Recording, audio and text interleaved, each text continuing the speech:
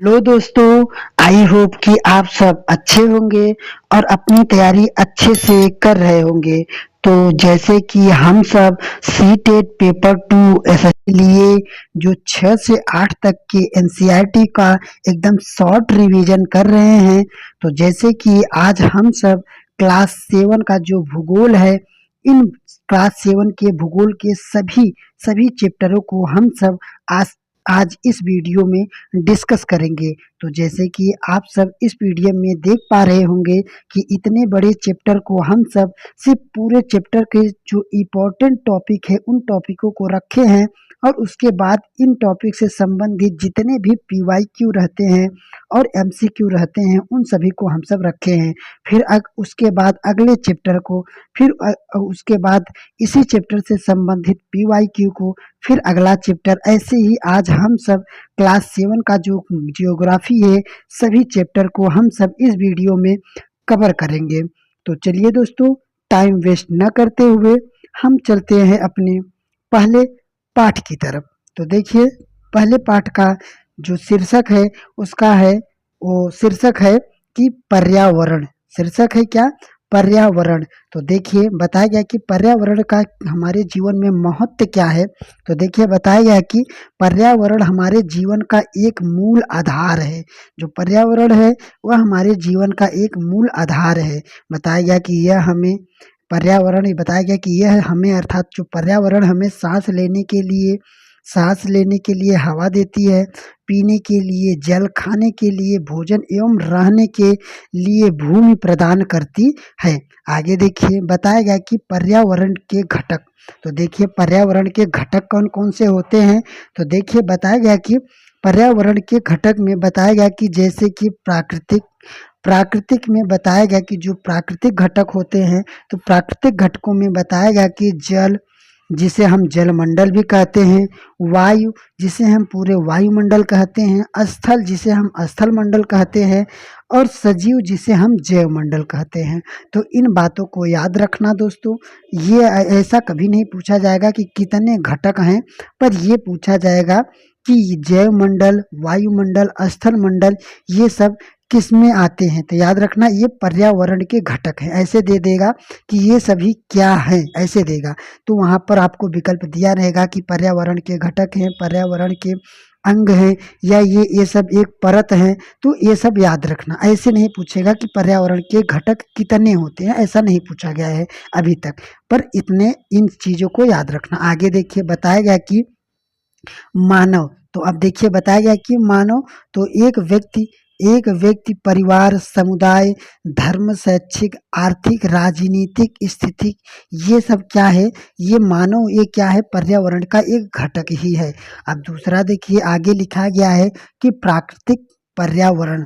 तो देखिए प्राकृतिक पर्यावरण। अब प्राकृतिक पर्यावरण में देखिए बताया गया कि भूमि भूमि जल, वायु, पेड़ पौधे एवं जीव जंतु मिलकर प्राकृतिक पर्यावरण बनाते हैं। तो इस बात को याद रखना, कौन कौन से? भूमि, जल, वायु, पेड़ पौधे आदि सभी मिलकर प्राकृतिक पर्यावरण बनाते हैं। अगला देखिए लिखा गया है कि पृथ्वी ठोस, जो पृथ्वी है ठोस परपटी या कठोर ऊपर परत को स्थल मंडल कहते हैं। इसका कहने का मतलब ये है कि जिस पृथ्वी पर अर्थात जहाँ पर हम सब रह रहे हैं वह ठोस परपटी है, अर्थात वह ठोस बनी है, और उसके जहाँ पर हम रह रहे हैं इस परत को हम सब स्थल मंडल कहते हैं। तो इस बात को याद रखना, पृथ्वी को या परपटी को, जो ठोस परपटी जिस पर हम सब रह रहे हैं उसे स्थल मंडल भी कहा जाता है। आगे देखिए बताया गया कि यह चट्टानों एवं खनिजों से बना है। तो बहुत बार पूछा जाता है कि जो हमारा स्थल मंडल है वह किससे बना है। तो याद रखना यह चट्टानों एवं खनिजों से बना है। बताया गया कि जल के क्षेत्र को जलमंडल, अर्थात जो अभी हम सब यहाँ पर पढ़े कि यहाँ पर देखिए जल को जलमंडल, वायु को वायुमंडल, स्थल को स्थल मंडल, सजीव को जैव मंडल। तो यही बताया गया कि यहाँ पर कि जो जल होता है उसको हम जलमंडल, एवं बताया गया कि यह जल के विभिन्न जलाशयों से मिलकर बना है। जो जलमंडल है ये विभिन्न प्रकार के जो जलाशय होते हैं, समुद्र, नदियाँ आज सभी को मिलकर बना है ये जलमंडल। आगे देखिए बताया गया कि पृथ्वी के चारों ओर फैली वायु की परतें, जो पतली परत को वायुमंडल कहते हैं। अर्थात जो हम वायु अर्थात जो हमारे तरफ हमेशा जो वायु रहता है तो उसको हम जो चारों ओर से वायुमंडल से घिरे होते हैं तो उसे हम वायुमंडल कहते हैं। आगे देखिए बताया गया कि पृथ्वी का गुरुत्वाकर्षण जो बल होता है वह अपने चारों ओर वायुमंडल को थामे रहता है। अर्थात पृथ्वी का जो गुरुत्वाकर्षण बल होता है बहुत बार ऐसे कथन और कारक में पूछा गया है। तो याद रखना जो पृथ्वी का गुरुत्वाकर्षण बल है यह हमारे जो वायु है वह वायु के चारों चारों तरफ से क्या किया है उसको एकदम थामे रखता है। तो इस बात को याद रखना। आगे देखिए बताया गया कि पादप एवं जीव जंतु कौन पादप एवं जीव जंतु मिलकर जैव मंडल एवं सजीव संसार का निर्माण करते हैं।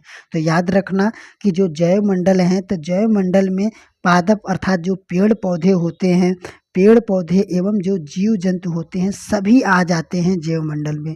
तो इस बात को याद रखना, बहुत बार पूछा गया है और बहुत लोग कंफ्यूज होते हैं कि सिर्फ जीव मंडल में जो जीवित प्राणी है वो आते हैं सिर्फ, और जो पादप अर्थात जो पेड़ पौधे हैं वे नहीं आते। तो ये आपका भ्रम है, इस बात को याद रखना। यहीं से एनसीईआरटी पॉइंट दर पॉइंट पकड़कर आप सबको फंसाने का प्रयास करता है। तो इस बात को याद रखना कि जैव मंडल में जो भी पृथ्वी पर अर्थात जो पादप है, जीव जंतु सभी जैव मंडल में आते हैं।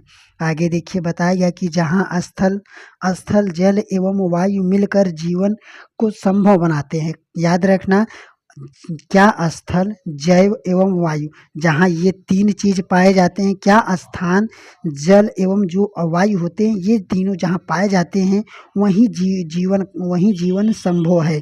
तो याद रखना, बहुत बार पूछा गया है। अगर आप प्रीवियस ईयर लगा रहे होंगे तो आप सब देखते होंगे कि बताया जाता है कि जीव मंडल।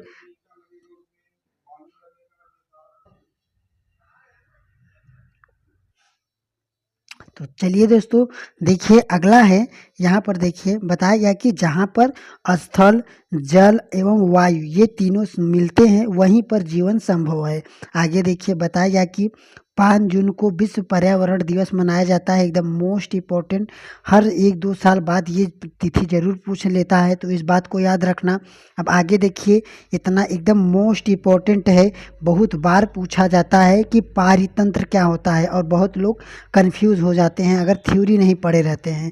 तो देखिए बताया गया कि पेड़ पौधों, जीव जंतु एवं मानव अपने आसपास के पर्यावरण पर आश्रित होता है, अर्थात उस पर भरोसा करता है, उसी पर ही आश्रित रहता है। बताया गया कि वे एक दूसरे पर भी आश्रित रहते हैं, अर्थात जो मानव हैं, जीव जंतु हैं, ये एक दूसरे पर ही आश्रित तो हैं। अर्थात जो जीव हैं वह मानव के द्वारा ही चारा दिया जाता है। और अर्थात बताया गया कि जो जीव जंतु हैं इस समय, जैसे छोटे मोटे जो जीव जंतु हैं, तो इन्हीं को काट कर ऐसे वैसे करके अपना ये क्या करते हैं, मनुष्य खा जा रहे हैं इस समय। तो इसका मतलब ये है कि ये दोनों एक दूसरे पर आश्रित हैं। तो बताया गया कि ये एक दूसरे पर भी आश्रित हैं और जीवधारी या जो आपसी एवं अपने आसपास के पर्यावरण के बीच का संबंध ही पारितंत्र कहलाता है। अर्थात बताया गया कि ये जो आपस में ये पर्यावरण के बीच क्या जो संबंध बनाया है, अर्थात जैसे बताया गया कि अगर जो पेड़ पौधे हैं, तो पेड़ पौधे जो हैं, अगर पेड़ पौधों को, जैसे मान लीजिए पेड़ पौधे हमें ऑक्सीजन दे रहे हैं, उसके बदले मान लीजिए हम उन्हें क्या दे रहे हैं, कार्बन डाइऑक्साइड दे रहे हैं, तब जाकर अर्थात बताया गया है, आप सब जानते भी होंगे कि जो हम सब के द्वारा जो कार्बन डाइऑक्साइड छोड़ा जाता है वे पेड़ लोग क्या करते हैं, अपने तरफ उसको अवशोषित करते हैं। अर्थात हम दोनों एक दूसरे पर आश्रित हैं। तो यही जो संबंध है इसी को हम पारितंत्र कहते हैं। तो इस बात को याद रखना।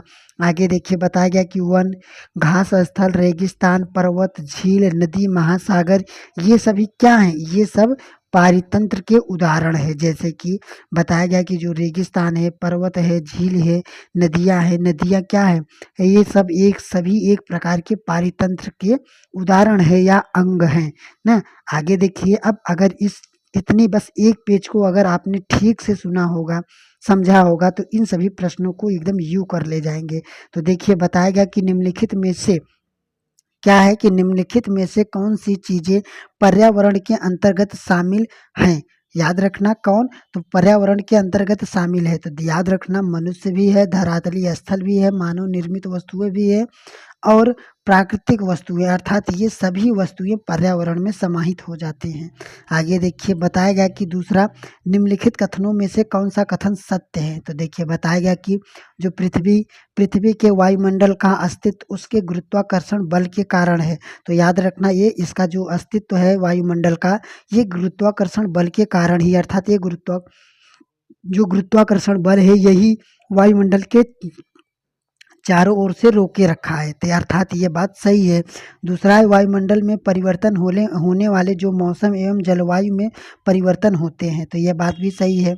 दूसरा है कि जो पादप पादप एवं जीव जंतु मिलकर जैव मंडल का निर्माण करते हैं, तो ये बात सही है। देखिए यहाँ पर लोग यहीं पर ऐसे कंफ्यूज होते हैं कि जैव मंडल में सिर्फ जीव और जंतु आते हैं, पादप नहीं आते हैं, तो याद रखना, अर्थात ये हमारा विकल्प सभी हो जाएगा। अगला देखिए लिखा गया है कि पर्यावरण शब्द की उत्पत्ति किस भाषा से हुई है?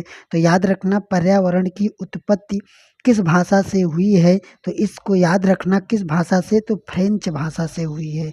याद रखना पर्यावरण की उत्पत्ति फ्रेंच भाषा से हुई है। अगला देखिए लिखा गया है कि निम्नलिखित में से कौन सा कथन पारितंत्र को सही तरीके से परिभाषित करता है, अर्थात पारितंत्र किसे कहते हैं? तो देखिए बताया गया कि एक दूसरे से अन्योन्य क्रिया करने वाले जीवों के समुदाय को। आगे है पृथ्वी का वह स्थान जहाँ सजीव रहते हैं। दूसरा है कि जीवों का समुदाय और साथ ही वह पर्यावरण जिसमें वे रहते हैं। दूसरा है किसी भी भौगोलिक क्षेत्र में वनस्पति एवं प्राणी को हम पारितंत्र कहते हैं, नहीं।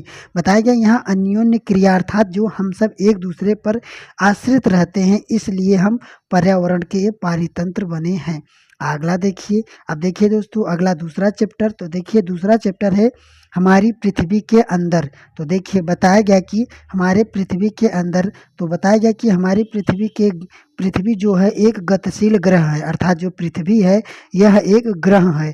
दूसरा बताया गया कि इसके अंदर एवं बाहर निरंतर परिवर्तन होता रहता है, अर्थात जो हमारी पृथ्वी है इसके अंदर भी और बाहर भी क्या होता है, निरंतर कुछ न कुछ परिवर्तन होता रहता है। आगे देखिए बताया गया कि पृथ्वी का आंतरिक भाग, तो अब देखिए आंतरिक भाग के बारे में बताया गया कि जो पृथ्वी का आंतरिक भाग है, तो देखिए बताया गया कि पृथ्वी के आंतरिक हिस्से को 3 भागों में बांटा गया है। तो याद रखना बहुत बार पूछा गया है ना, और पूछा भी जाता है, और किस किस चीज से बने होते हैं इसको एकदम इम्पोर्टेंट ध्यान से। तो देखिए बताया गया जो पृथ्वी के आंतरिक भाग हैं, तो आंतरिक भाग को 3 भागों में बांटा गया है। कौन कौन से, तो याद रखना भूपर्पटीय, मेंटल और आंतरिक क्रूड। याद रखना बार बार बता रहे हैं कि जो ये पृथ्वी के अंदर के हिस्सों को 3 भागों में बांटा गया है। कौन कौन से, तो पहला पर्पटीय है, दूसरा मेंटल है और तीसरा आंतरिक क्रूड है। अगला देखिए, अब बताया गया कि अब देखिए लिखा गया है कि जो भूपर्पटी, अर्थात जो भूपर्पटी होता है इसकी विशेषता है। तो इन बातों को एकदम जान लीजिए, मोस्ट इम्पोर्टेंट समझना, और इसको एकदम ध्यान से कम 2 या 3 प्रश्न बन जाते हैं इधर से। तो अब देखिए बताया गया भूपर्पटी क्या होता है। तो देखिए बताया गया कि भूपर्पटी पृथ्वी के ऊपरी परत को भूपर्पटी कहते हैं, अर्थात जिस पर हम सब हैं, मकान बनाते हैं, रहते हैं, हर एक चीज़ कृषि करते हैं, उससे ही भूपर्पटी कहते हैं। इतना जान लेना। आगे देखिए बताया गया कि यह महाद्वीप के सतह के नीचे, अर्थात ये जो है भूपर्पटी है, यह महाद्वीप के सतह के नीचे 35 किलोमीटर तक है। अर्थात ये जो हम पृथ्वी है ये इतनी गहराई है कि ये जो महाद्वीप है, महाद्वीप से देखा जाए तो 35 किलोमीटर नीचे तक है। 35 किलोमीटर गहराई तक क्या है, हमारी पृथ्वी है। आगे देखिए बताया गया कि और यह सिलिका एवं एल्यूमिनियम से बना है। याद रखना दोस्तों बहुत बार फंसाता है, और बहुत लोग अगर नहीं पढ़े रहते हैं तो यहीं पर फंस जाते हैं, और यही पूछा जाता है कि जो भूपर्पटी है वह किससे बनी है। तो याद रखना सिलिकॉन एवं एल्यूमिनिया अर्थात एल्यूमिनिया से बना है। तो इस बात को याद रखना, जिसे हम सी सी और एल, सी एल जिसे हम सिलिकॉन और एल्यूमिनिया, सिलिकॉन एवं एल्यूमिनियम या एल्यूमिनिया बोलते हैं। बताया गया कि जैसे खनिज से बना है। बताया गया कि महासागर सतह के नीचे, महासागर के सतह के नीचे 5 किलोमीटर तक फैला हुआ है। बताया गया कि याद रखना कहाँ, महासागर से, महासागर की सतह से देखा जाए तो 5 किलोमीटर तक, और अगर महाद्वीप से देखा जाए तो यहाँ 3 लगा देती है, अर्थात 35 किलोमीटर तक फैला हुआ है भूपर्पटी। तो इस बात को याद रखना। ऐसे भी फंसा सकता है आपको कि जो भूपर्पटी है वह महासागर के सतह से कितने नीचे है, कितने नीचे है। तो याद रखना महासागर से 5 किलोमीटर है और महाद्वीप से 35 किलोमीटर है। कहाँ पर? 35 किलोमीटर गहराई तक है। और किससे बनी है? तो सिलिका एवं एल्यूमिनिया से। याद रखना। आगे देखिए बताया गया कि सिलिका एवं एल्यूमिनिया मैग्नीशियम से बना है। अर्थात जो ये सिलिका और ये जो महासागर है ना, महासागर जो बना है, महासागर में जो है उसके, तो वो कहाँ से बना है? तो ये बना है कि सिलिका एवं मैग्नीशियम से बना है। तो इस बात को भी याद रखना। आगे देखिए बताया गया है कि परपटी के ठीक नीचे, अर्थात जो परपटी है उसके ठीक नीचे का है तो मेंटल है। उसके ठीक नीचे कौन सी है? परत है। तो याद रखना मेंटल है। अब मेंटल बताया गया कि जो मेंटल है, तो मेंटल कितने हैं? तो याद रखना मेंटल 29 किलोमीटर तक या 29 किलोमीटर की गहराई तक फैला हुआ है। याद रखना कौन सा? तो परपटी 35 किलोमीटर की गहराई तक, और मेंटल जो है वह 29 किलोमीटर, अर्थात 29 किलो नहीं 2900 किलोमीटर की गहराई तक फैला हुआ है। ये आगे देखिए बताया गया है कि इसकी इसकी सबसे आंतरिक क्रोड जो होता है, अब एकदम लास्ट वाला जो क्रोड होता है, इसको हम क्या बोलते हैं? तो इसके आंतरिक परत को हम क्रोड बोलते हैं। तो इस बात को याद रखना। आगे देखिए बताया गया कि जिसकी त्रिज्या, अर्थात जो क्रोड है, क्रोड की जो त्रिज्या है वह 35 किलोमीटर, अर्थात 3500 किलोमीटर। याद रखना परपटी से 35 किलोमीटर, और नीचे वाला जो क्रूड है सबसे, तो याद रखना 3500 किलोमीटर, और बीच वाला जो है 29। तो इसको ऐसे याद रखना। तो देखिए पहला 35 किलोमीटर। देखिए पहला क्या है? पहला ऊपर परपटी होता है तो 35 किलोमीटर, बीच में 29 आ गया, बीच में क्या आ गया? 2900, और नीचे क्या आ गया? यही 35 ही लिख दिया और 2 जीरो बढ़ाकर, अर्थात 3500 किलोमीटर कर दीजिए। याद हो जाएगा। अगला देखिए बताया गया कि एवं लोहे से बनी होती है। तो अर्थात जो क्रूड होती है वह निकिल, याद रखना जिस निकिल एवं लोहे से बनी होती है, जो जिसे हम नीफे बोलते हैं। तो याद रखना सी के कौन सा? तो याद रखना सी एल होता है, और फिर जो क्रोड होता है वो उसका होता है नीफे। तो इस बात को याद रखना। आगे देखिए बताया गया कि पृथ्वी के आयतन का केवल 1% हिस्सा ही परपटी है। अर्थात जो पृथ्वी है हमारी, उसका सिर्फ 1% हिस्सा क्या है? हमारी परपटी है। तो इस बात को याद रखना। आगे देखिए बताया गया कि और 84% मेंटल है। तो अगर प्रतिशत में पूछा जाए तो इस बात को याद रखना, जो पृथ्वी का आयतन है, पृथ्वी के आयतन का 1% केवल परपटी है, अर्थात जिस पर हम सब रह रहे हैं।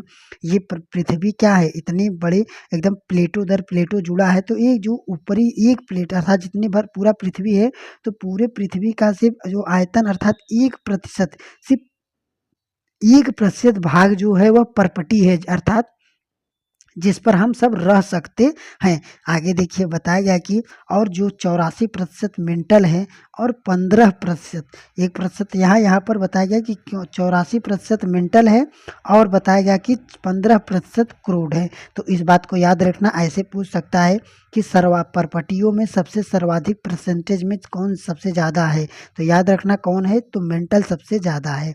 आगे देखिए बताया गया पृथ्वी की जो त्रिज्या होती है, तो पृथ्वी की त्रिज्या 6371 किलोमीटर है। 6371 किलोमीटर है। आगे देखिए बताया गया कि शैल, तो जब शैल क्या होते हैं? तो देखिए लिखा गया है शैल पृथ्वी पृथ्वी की परपटी अनेक प्रकार के शैलों से बनी है। अर्थात जो शैल है वह पृथ्वी के परपटी से अनेक प्रकार की शैलों से बनी है। तो अब आगे देखिए बताया गया शैल के प्रकार। तो याद रखना बहुत बार पूछा जाता है कि जो शैल के प्रकार हैं, तो देखिए शैल के 3 प्रकार होते हैं। पहला है आग्नेय शैल, अवसादी शैल और क्या है तीसरा, तो लास्ट और तीसरा है कायांतरिक शैल। तो इन इन तीनों को ठीक से ध्यान से और देखिए बताया गया कि जो आग्नेय शैल होता है यह मैग्मा या लावा के जमने से बनता है। अर्थात याद रखना जो आग्नेय शैल होता है यह मैग्मा या लावा के जमने से बनता है।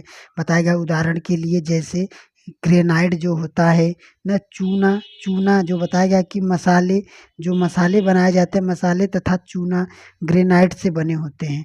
जो बताया गया जो मसाले होते हैं वह ग्रेनाइट या चूने से बने होते हैं। बताया गया जैसे बेसाल्ट, दक्कन का जो पठार है बेसाल्ट शैलों से बना है। याद रखना जो दक्कन का पठार है यह किससे बना है, बहुत बार पूछा गया है। तो जो दक्कन का जो ये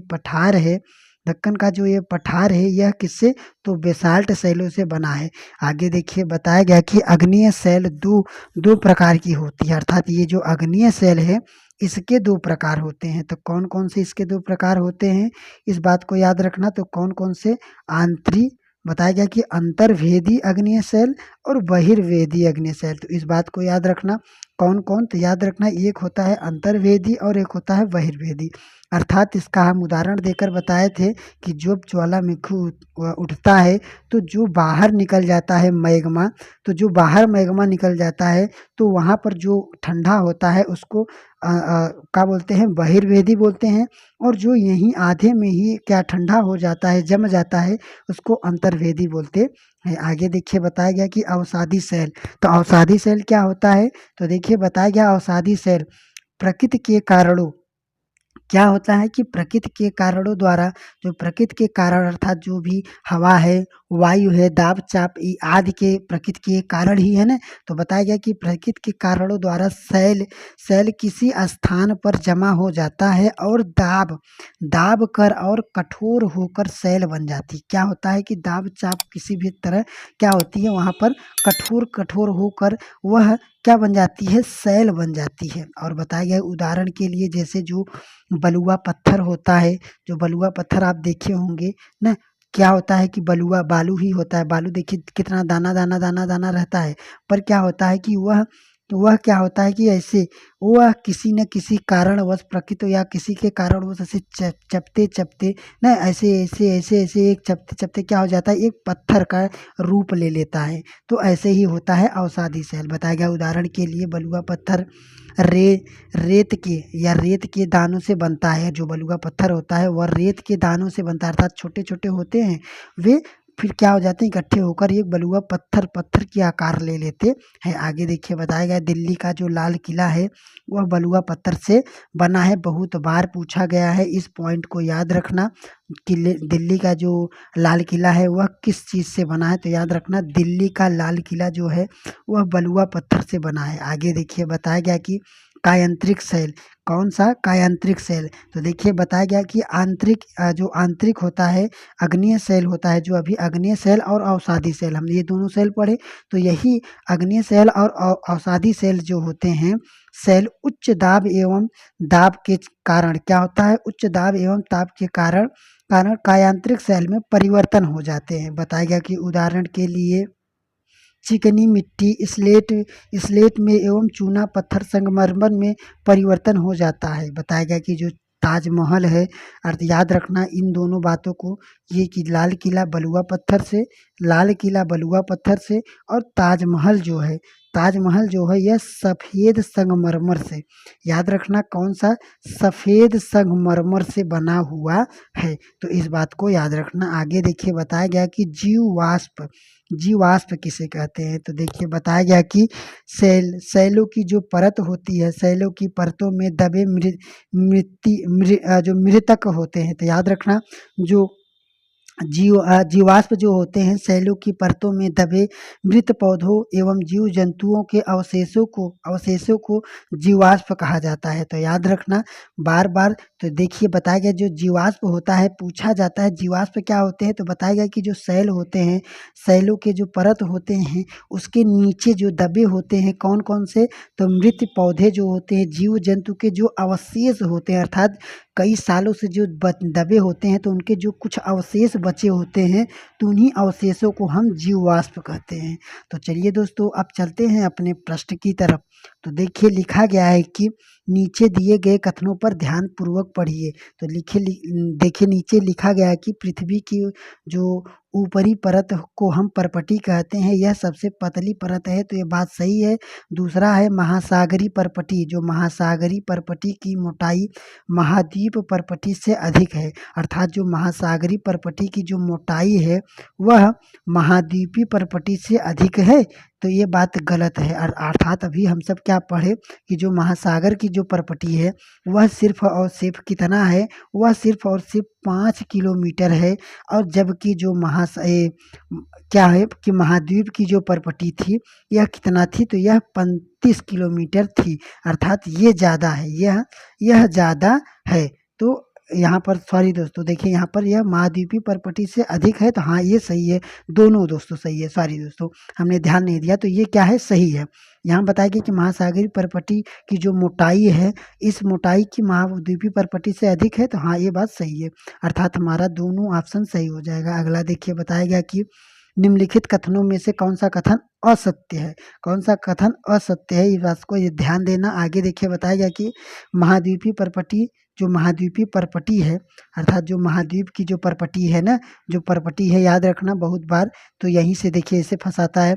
तो जो महाद्वीप की जो परपटी है वह सिलिका एवं एल्यूमिनियम से बनी है, एल्यूमिनियम के खनिज से बनी है, तो ये बात सही है।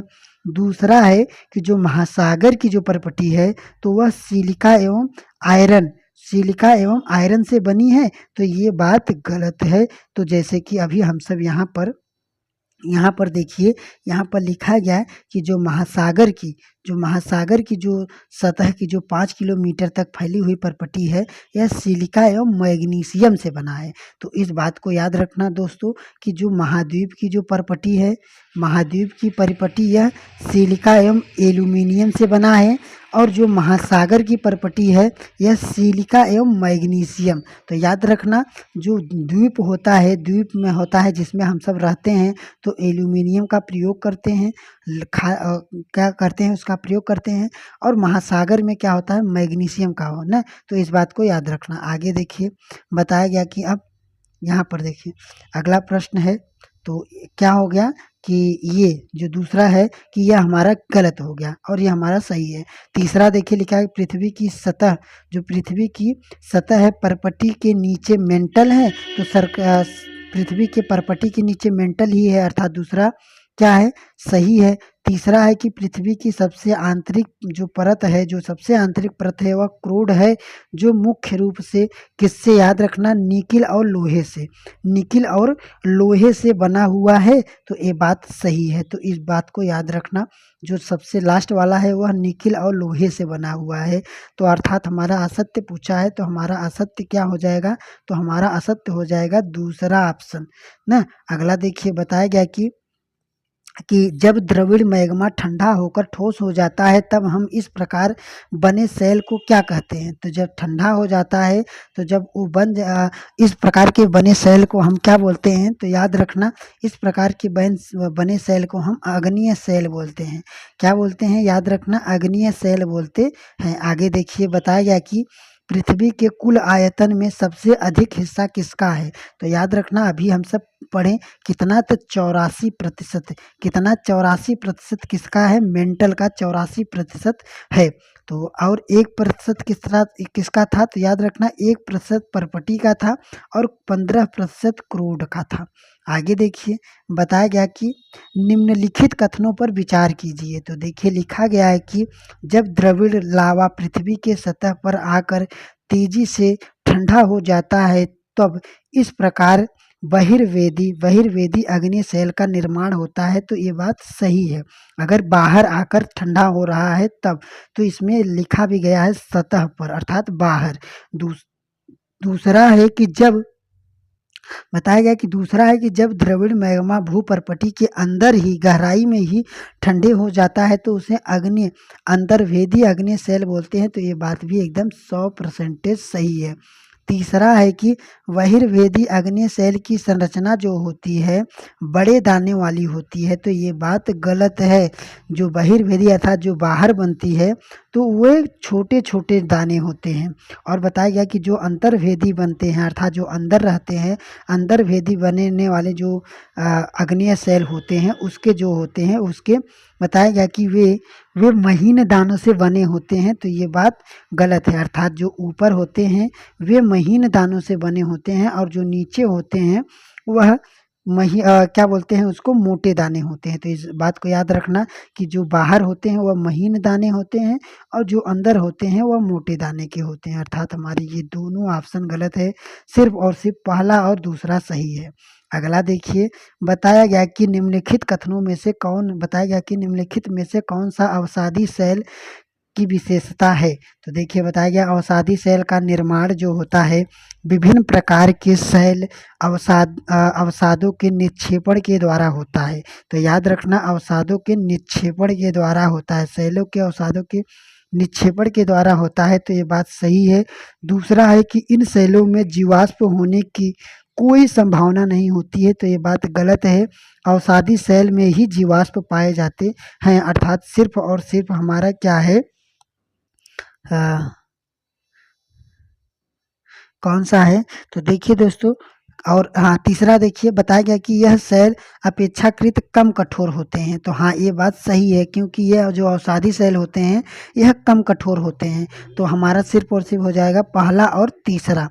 अगला देखिए बताया गया कि उच्च ताप एवं दाब के कारण कौन सी सेल कायांतरिक सेल में परिवर्तित हो जाती है, कायांतरिक सेल में।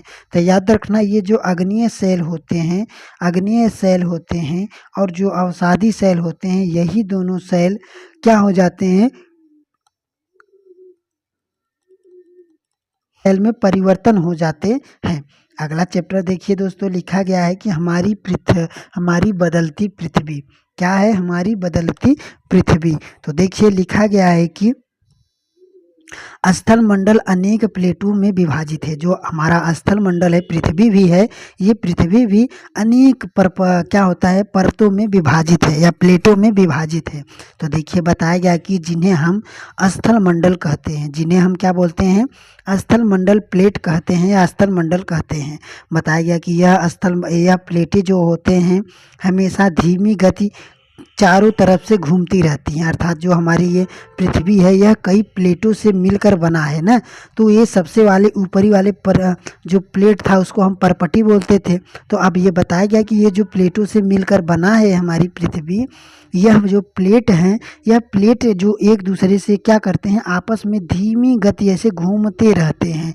इस बात को याद रखना। आगे देखिए बताया गया ऐसा पृथ्वी के अंदर पिघले हुए मैग्मा होता है, मैग्मा में होने वाली गति के कारण होता है। अर्थात ये जो प्लेटें घूमती हैं, बहुत बार पूछ सकता है ऐसे कि जो हमारी पृथ्वी की जो प्लेटें हैं वह धीमी गति से घूमती रहती हैं, इसका रीज़न क्या है या ऐसा क्यों। तो याद रखना जो हमारी मैग्मा है, तो मैग्मा होने के अर्थात जो मैग्मा होता है तो पानी होता है, तो पानी क्या होता है अगर कहीं आप पानी में अगर हल्के कागज़ के ऐसे टुकड़े रख दिया जाए तो क्या होता है, अगर जो बोलते हैं जो पानी है वह पानी क्या है मैग्मा ले लिया जाए या मैग्मा है, तो वो जब पानी इधर उधर ऊपर और नीचे उठेगा तो जो पेज है पेज को जो पानी में फेंके रहेंगे तो वो पेज भी ऐसे ऊपर नीचे होगा।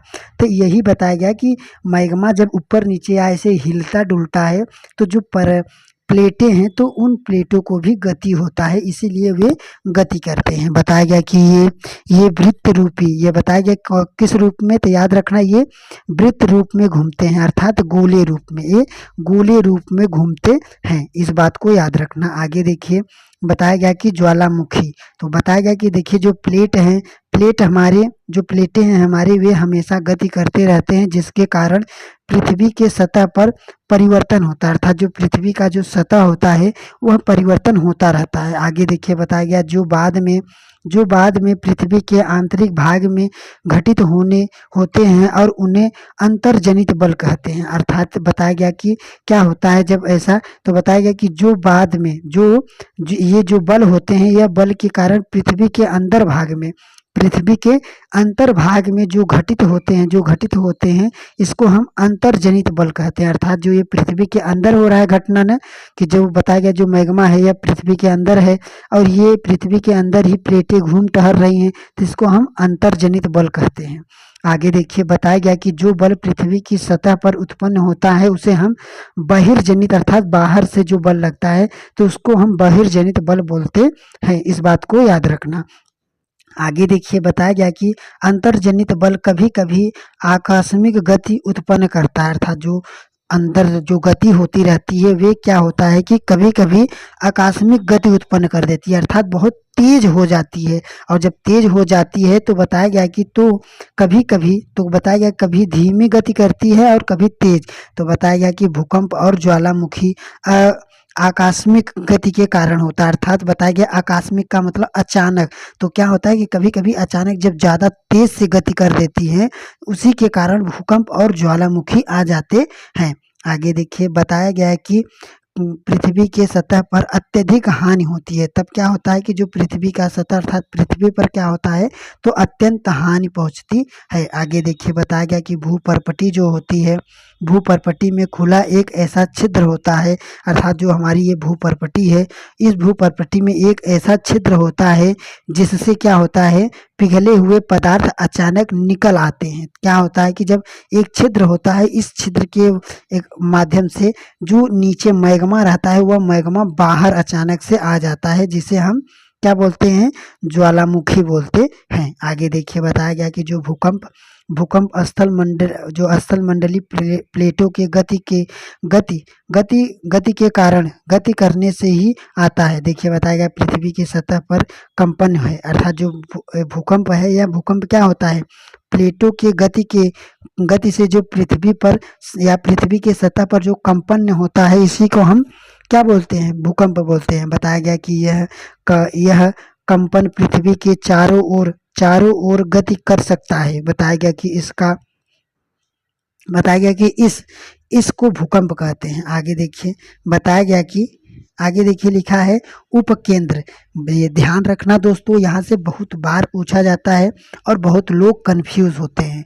तो देखिए बताया गया कि उपकेंद्र क्या कहते हैं। तो बताया गया कि देखिए भूपर्पटी होता है, भूपर्पटी के नीचे वह स्थान जहाँ कंपन शुरू होता है, अर्थात जहाँ से जैसे मान लीजिए यहाँ पर ये पृथ्वी है, यहाँ से मान लीजिए ये पृथ्वी के नीचे वाला जो भी मैग्मा वगैरह है तो यहाँ पर जहाँ पर भी टच करता है तो ये जहाँ टच करते हैं जहाँ सबसे पहली बार छूता है तो जहाँ वहाँ पर जो कंपन होता है तो उसको हम क्या बोलते हैं, तो याद रखना वहाँ पर हम उसको बोलते हैं उपकेंद्र, अर्थात उपकेंद्र बोलते हैं। और देखिए बताया गया कि अधिकेंद्र क्या होता है।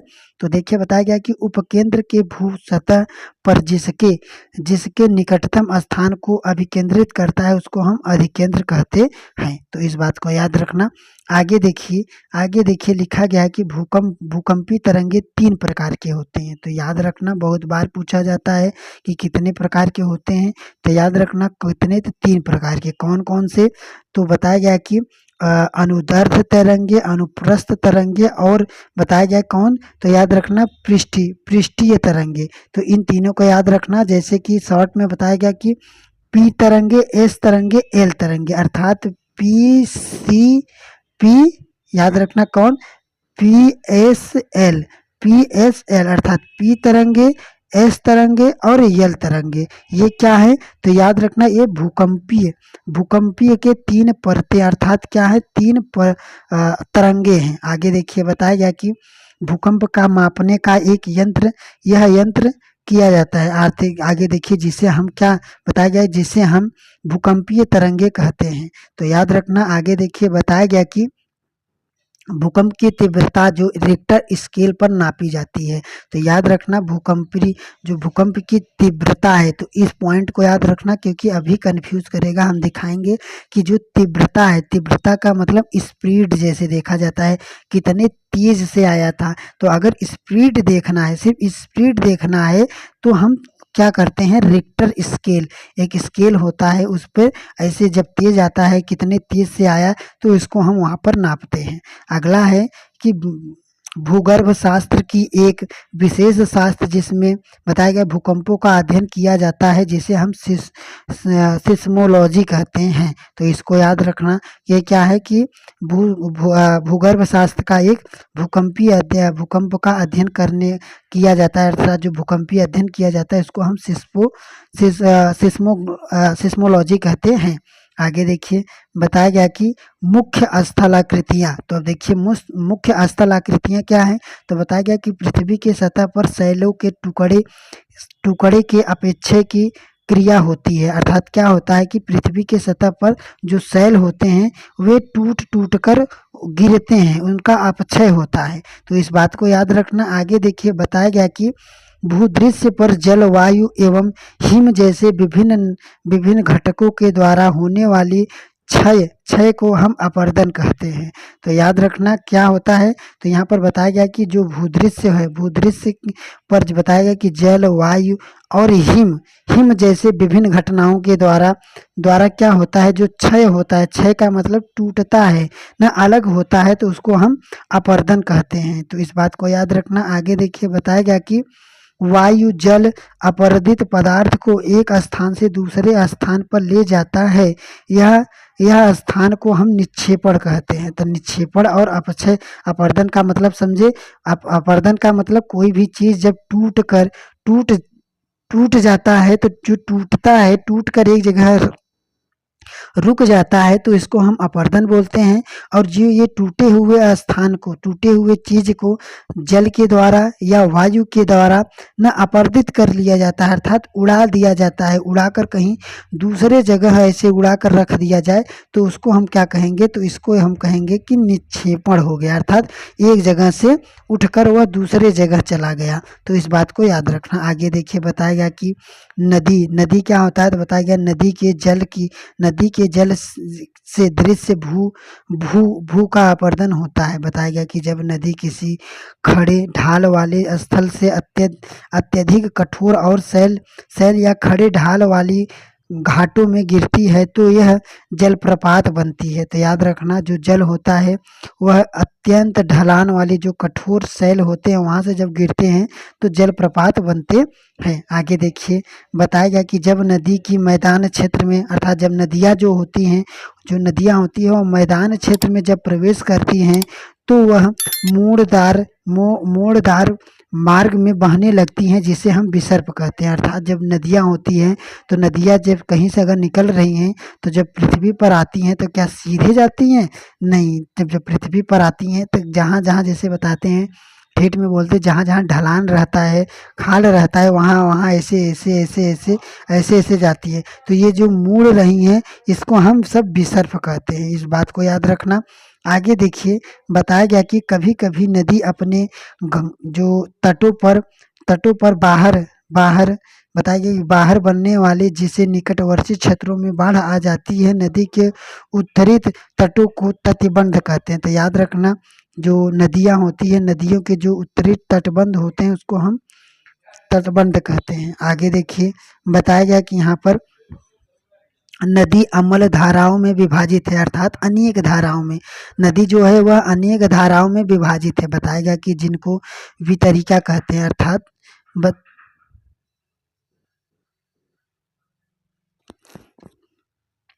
तो देखिए दोस्तों, यहाँ पर बहुत बार पूछा जाता है कि अभी हम सब क्या पढ़े, तो अभी हम सब पढ़े यहाँ पर, देखिए अभी पढ़े कि यहाँ पर विसर्प ना, यहाँ पर पढ़े क्या पढ़े हम सब, यहाँ पर देखिए पढ़े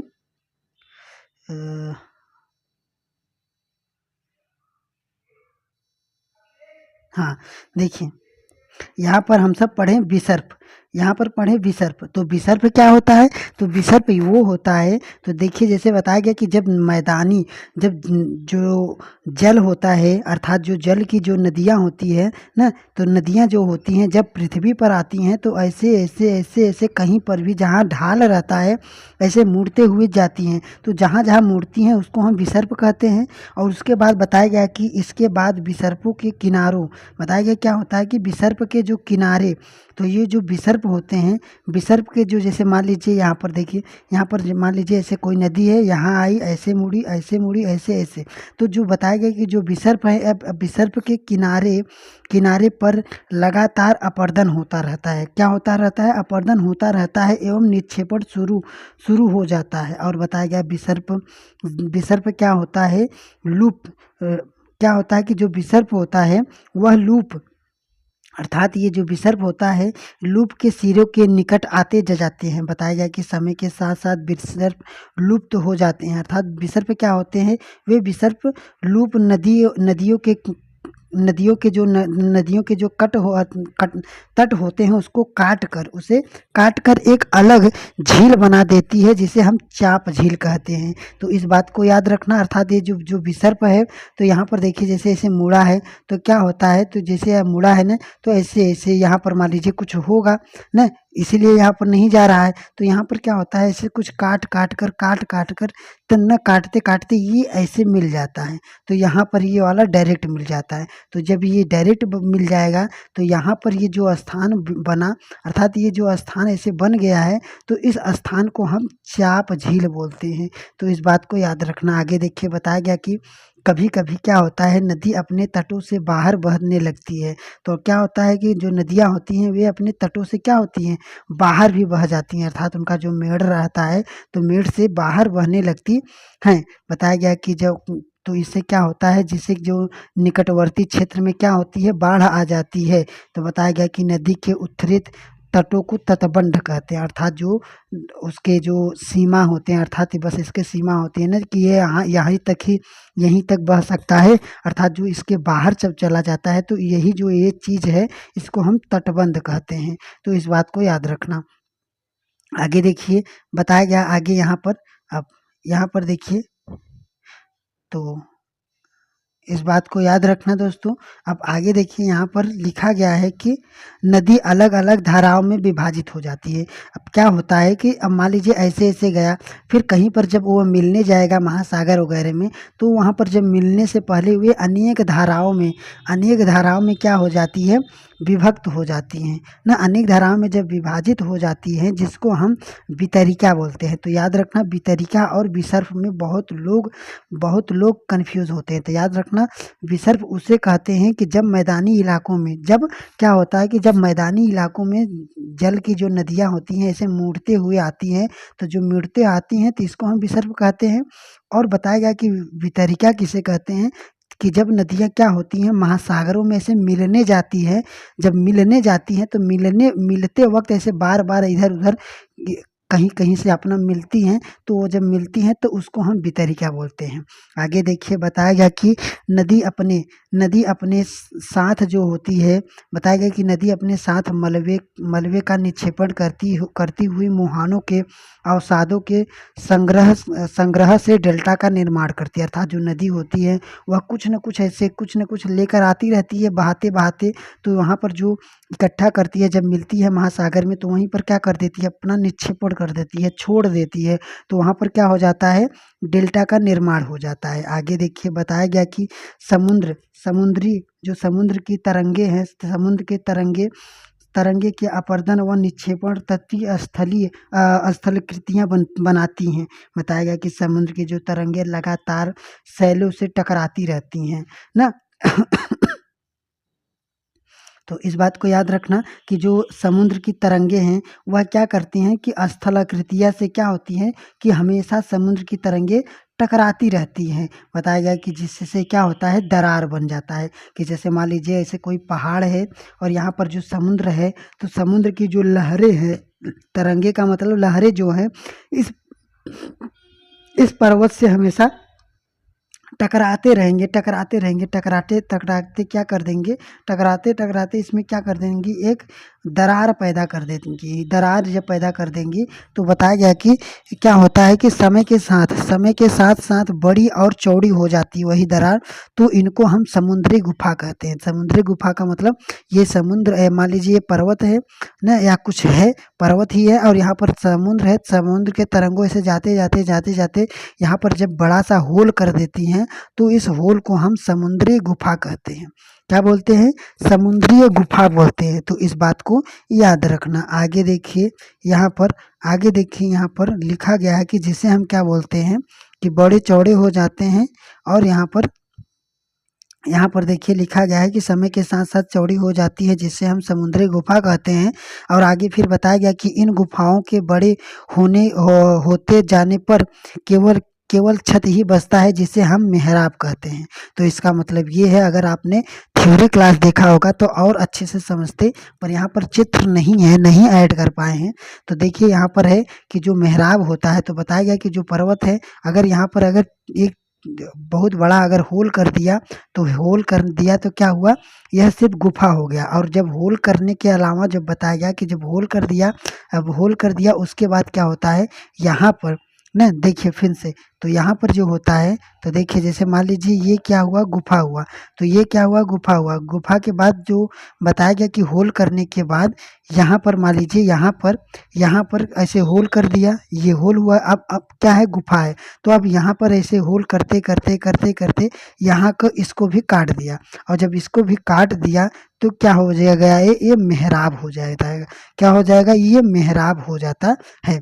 तो इस बात को याद रखना। आगे देखिए बताया गया कि क्या हो जाता है, मेहराब बन जाता है। आगे देखिए बताया गया कि लगातार अपरदन छत को भी तोड़ देता है। और क्या होता है कि लगातार जब अपरदन होता रहता है तो छत को, अर्थात जो छत होता है, छत को भी तोड़ देता है।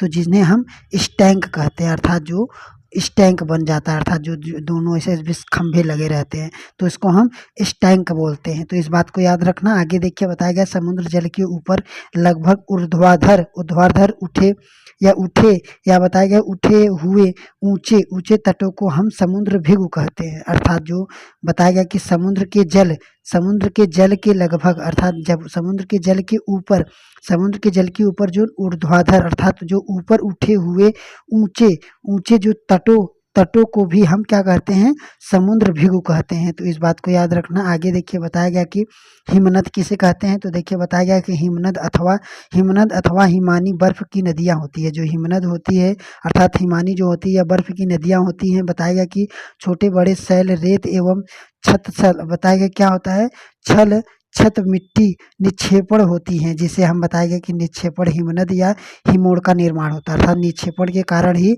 हिमनदों के निक्षेपण के द्वारा ही हिमोड़ का निर्माण होता है।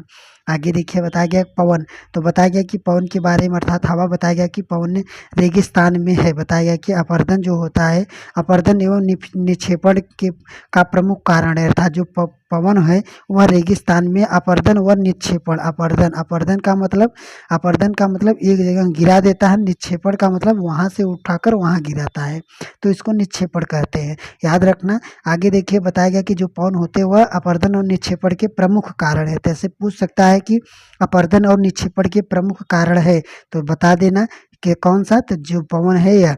आगे देखिए बताया गया कि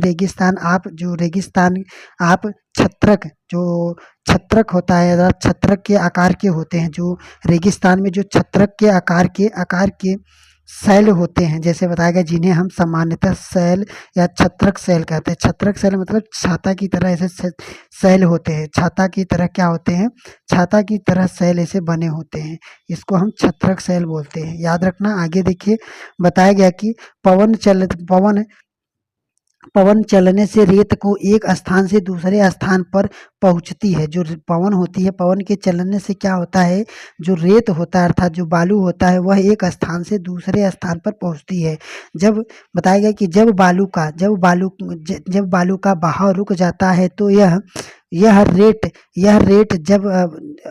जब रेत क्या होता है गिरकर छोटी पहाड़ी बना देती है जिसे हम बालू टिब्बा कहते हैं। तो इस बात को याद रखना क्या होता है कि जो पवन होती है तो एक जगह से कहीं कितना कितना बालू को ऐसे उठाकर लेकर जाती है, कहीं पर गिरा देती है, तो वहाँ पर ऐसे गिराते-गिराते एक ऊँचा ऊँचा जैसा बन जाता है, तो उसको हम बालू टिब्बा बोलते हैं। आगे देखिए बताया गया कि जब ये बालू कण क्या होते हैं, जब बालू कण विस्तृत हो जाते हैं अर्थात वही क्या होता है कि फिर जब हवा के माध्यम से सभी जगह फैल जाते हैं तो उसको हम क्या कहते हैं, तो लोयस कहने लगते हैं। तो उसको हम लोयस कहने लगते हैं। तो चलिए दोस्तों चलते हैं अपने प्रश्न की तरफ।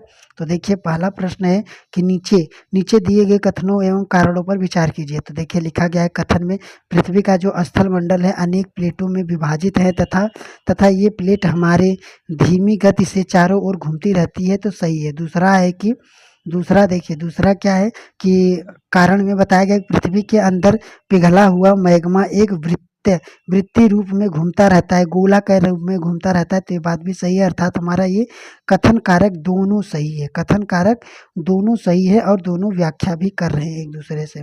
तो देखिए अगला है कि निम्नलिखित कथनों में से कौन सा कथन सत्य है। तो देखिए बताया गया कि भूकंप जो होता है तो बताया गया कि भूकंप के अंतर्गत भूपर्पटी के नीचे नीचे का वह स्थान जहाँ जहाँ भूकंप आरंभ होता है, जहाँ भूकंप क्या होता है आरंभ होता है उसे अधिकेंद्र अधिकेंद्र कहते हैं। दूसरा है कि भूपर्पटी पर ज्वालामुखी जो होता है छिद्र छिद्र को जहाँ से लावा बहता है उसे हम रिक्टल कहते हैं। तो ये बात गलत है, हमारा सिर्फ और सिर्फ पहला ऑप्शन सही हो जाएगा। अगला देखिए लिखा गया है कि नदी जब मैदानी भागों में प्रवेश करती है तब वह मोड़दार मार्ग पर बहने लगती है ना। बताया गया कि नदी के इन बड़े मोड़ को क्या कहा जाता है। तो याद रखना नदी के इन मोड़ों को हम विसर्प कहते हैं। आगे देखिए बताया गया कि नदी द्वारा चाप झील का निर्माण कहा जाता है। तो याद रखना जो नदी द्वारा चाप झील का निर्माण होता है वह मैदानी भागों में होता है, तटीय भागों में होता है ना, तो पहाड़ियों में नहीं होता है, अर्थात ये सिर्फ मैदानी भागों में होता है। तो इस बात को याद रखना। आगे देखिए बताया गया है कि निम्नलिखित में से कौन सी तटीय स्थलाकृतियाँ समुद्र तरंगों द्वारा बनती हैं। तो स्थलाकृतियाँ जो समुद्र के द्वारा याद रखना कहा, तो लिखा गया है कि समुद्र के तरंगों द्वारा।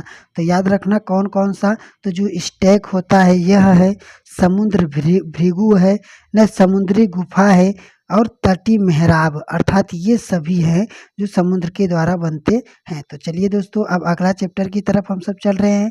तो देखिए अगला चैप्टर है वायु। तो देखिए लिखा गया है वायु। बताया गया कि हमारी पृथ्वी जो हमारी पृथ्वी है, पृथ्वी की ओर से वायु क्या होती है, वायु की घनी चादर से घिरी है, अर्थात जो हमारी ये पृथ्वी है ये हमारे चारों ओर के वायु की चादर से घिरी हुई है। बताया गया जिसे हम वायुमंडल कहते हैं। बताया गया कि वायुमंडल का संगठन। तो देखिए बताया गया कि जिस वायु का प्रयोग हम सांस लेने के लिए करते हैं वास्तव में अनेक गैसों से मिलकर बना है। याद रखना मिश्रण है या मिलकर बना गया। तो अर्थात ऑक्सीजन क्या है, अनेक गैसों से मिलकर बना है। तो जैसे कि बताया गया नाइट्रोजन ऑक्सीजन क्या होता है कि जो नाइट्रोजन है ऑक्सीजन है, ऐसे दो गैस हैं जिनसे वायुमंडल का बड़ा भाग है, अर्थात इन्हीं दोनों से वायुमंडल सबसे ज़्यादा भाग में बना है। तब देखिए बताया गया कि जो नाइट्रोजन है वह 78% है, बहुत बार पूछा गया है, एकदम मोस्ट इम्पोर्टेंट। तो इस बात को याद रखना। दूसरा है कि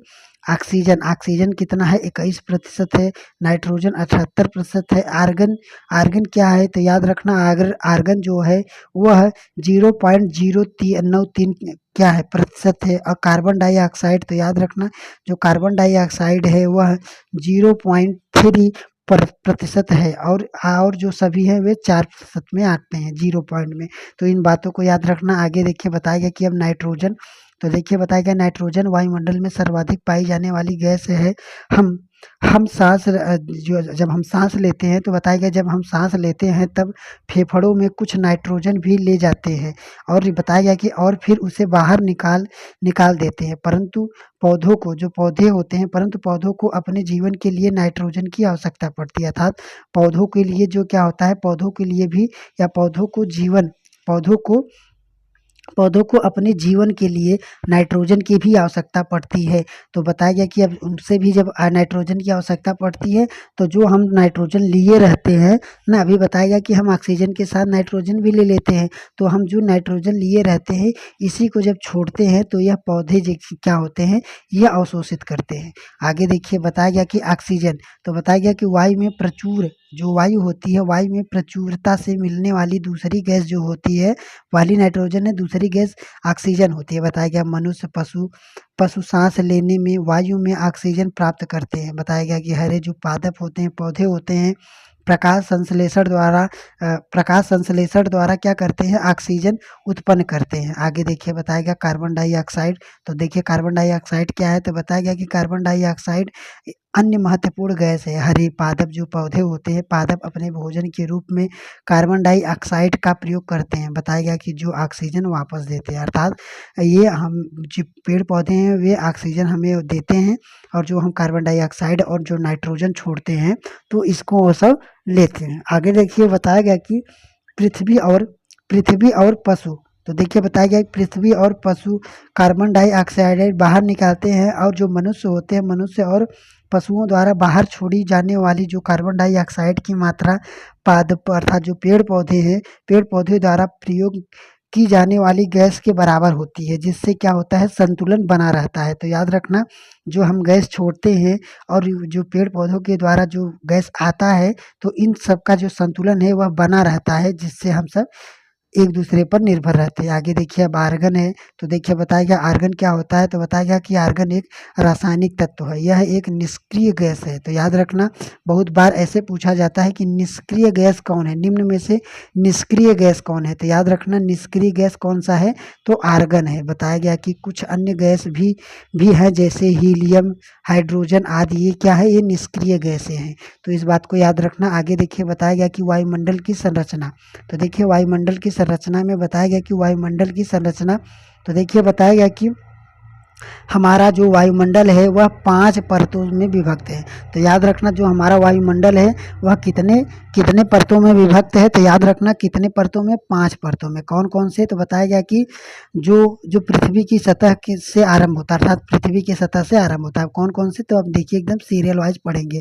तो पहला जो परत है तो वह है क्षोभ मंडल। अब क्षोभ मंडल की विशेषता क्या होती है, तो देखिए बताया गया कि जो क्षोभ मंडल है, तो देखिए बताया गया कि क्षोभ मंडल यह परत वायुमंडल की सबसे महत्वपूर्ण परत है। तो याद रखना, अगर पूछा जाए कि वायुमंडल की सबसे महत्वपूर्ण परत जो होता है वह क्षोभ मंडल होता है। बताया गया रीजन, तो बताया गया इसकी जो औसत लंबाई है, इसकी जो औसत ऊंचाई है, याद रखना ऊंचाई, तो इसकी जो क्षोभ मंडल की जो औसत ऊंचाई है, अर्थात जिस पर पृथ्वी पर हम रह रहे हैं, तो वायुमंडल की जो औसत ऊंचाई है वह 13 किलोमीटर तक है।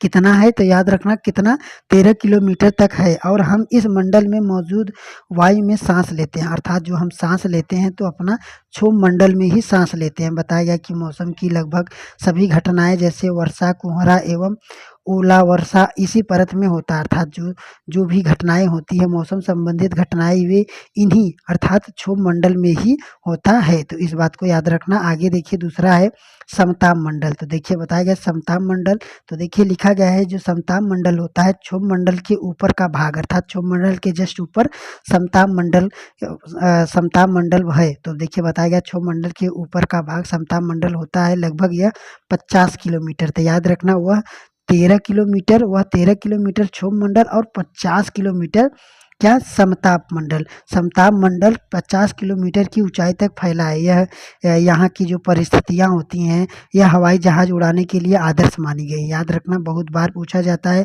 कि हवाई जहाज उड़ाने के लिए कौन सा मंडल उपयुक्त है, या याद रखना तब कौन सा है, तो समताप मंडल है। तो देखिए आगे देखिए बताया गया कि इसमें क्या होता है, इसमें ओजोन गैस जो होता है, ओजोन गैस की परतें होती है। तो याद रखना, इस समताप मंडल की 2 विशेषता है। पहला तो ये जहाज उड़ाने के लिए क्या है, उपयुक्त है, अच्छी मानी जाती है। और उसके बाद जो ओजोन होता है, ओजोन गैस जो होता है, तो ओजोन गैस भी इसी समताप मंडल में पाई जाती है। और ये जो समताप मंडल में जो पाई जाती है जो ओजोन गैस, तो ये ओजोन गैस क्या करती है, तो यह जो होता है, यह परत जो समताप मंडल होता है, समताप मंडल क्या करता है, तो यह समताप मंडल सूर्य से जो आने वाली हानिकारक जो किरणें होती है, तो क्या करता है, यह गैस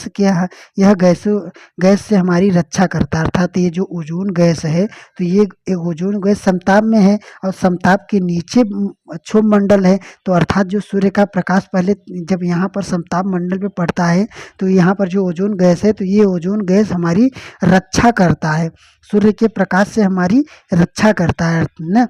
आगे देखिए बताया गया कि मध्य मंडल, तो मध्य मंडल में देखिए बताया गया कि जब जब जब वायुमंडल की तीसरी परत, यह क्या है, यह वायुमंडल की तीसरी परत है। तो याद रखना, आगे देखिए बताया गया कि यह समताप मंडल के ठीक ऊपर है। अर्थात जब समताप मंडल है, समताप मंडल के ठीक ऊपर अब मध्य मंडल है। आगे देखिए बताया गया कि यह लगभग 80 किलोमीटर, तो याद रखना पहला 13 50 80, 13 50 80, अब 80 किलोमीटर की ऊंचाई तक फैला हुआ है। अंतरिक्ष के में प्रवेश करने वाले जो पिंड होते हैं, इस मंडल में आने पर जल जाते हैं। याद रखना जो उल्का पिंड वगैरह होते हैं, तो यही मध्य मंडल में आते हैं, आते क्या होता है, हो जाते हैं, जल जाते हैं। अर्थात कभी आपने सुना होगा कि उल्का पिंड अर्थात पिंड वगैरह कुछ ऐसे गिरने वाला है, तो गिरता रहता है या गिरने वाला ही रहता है।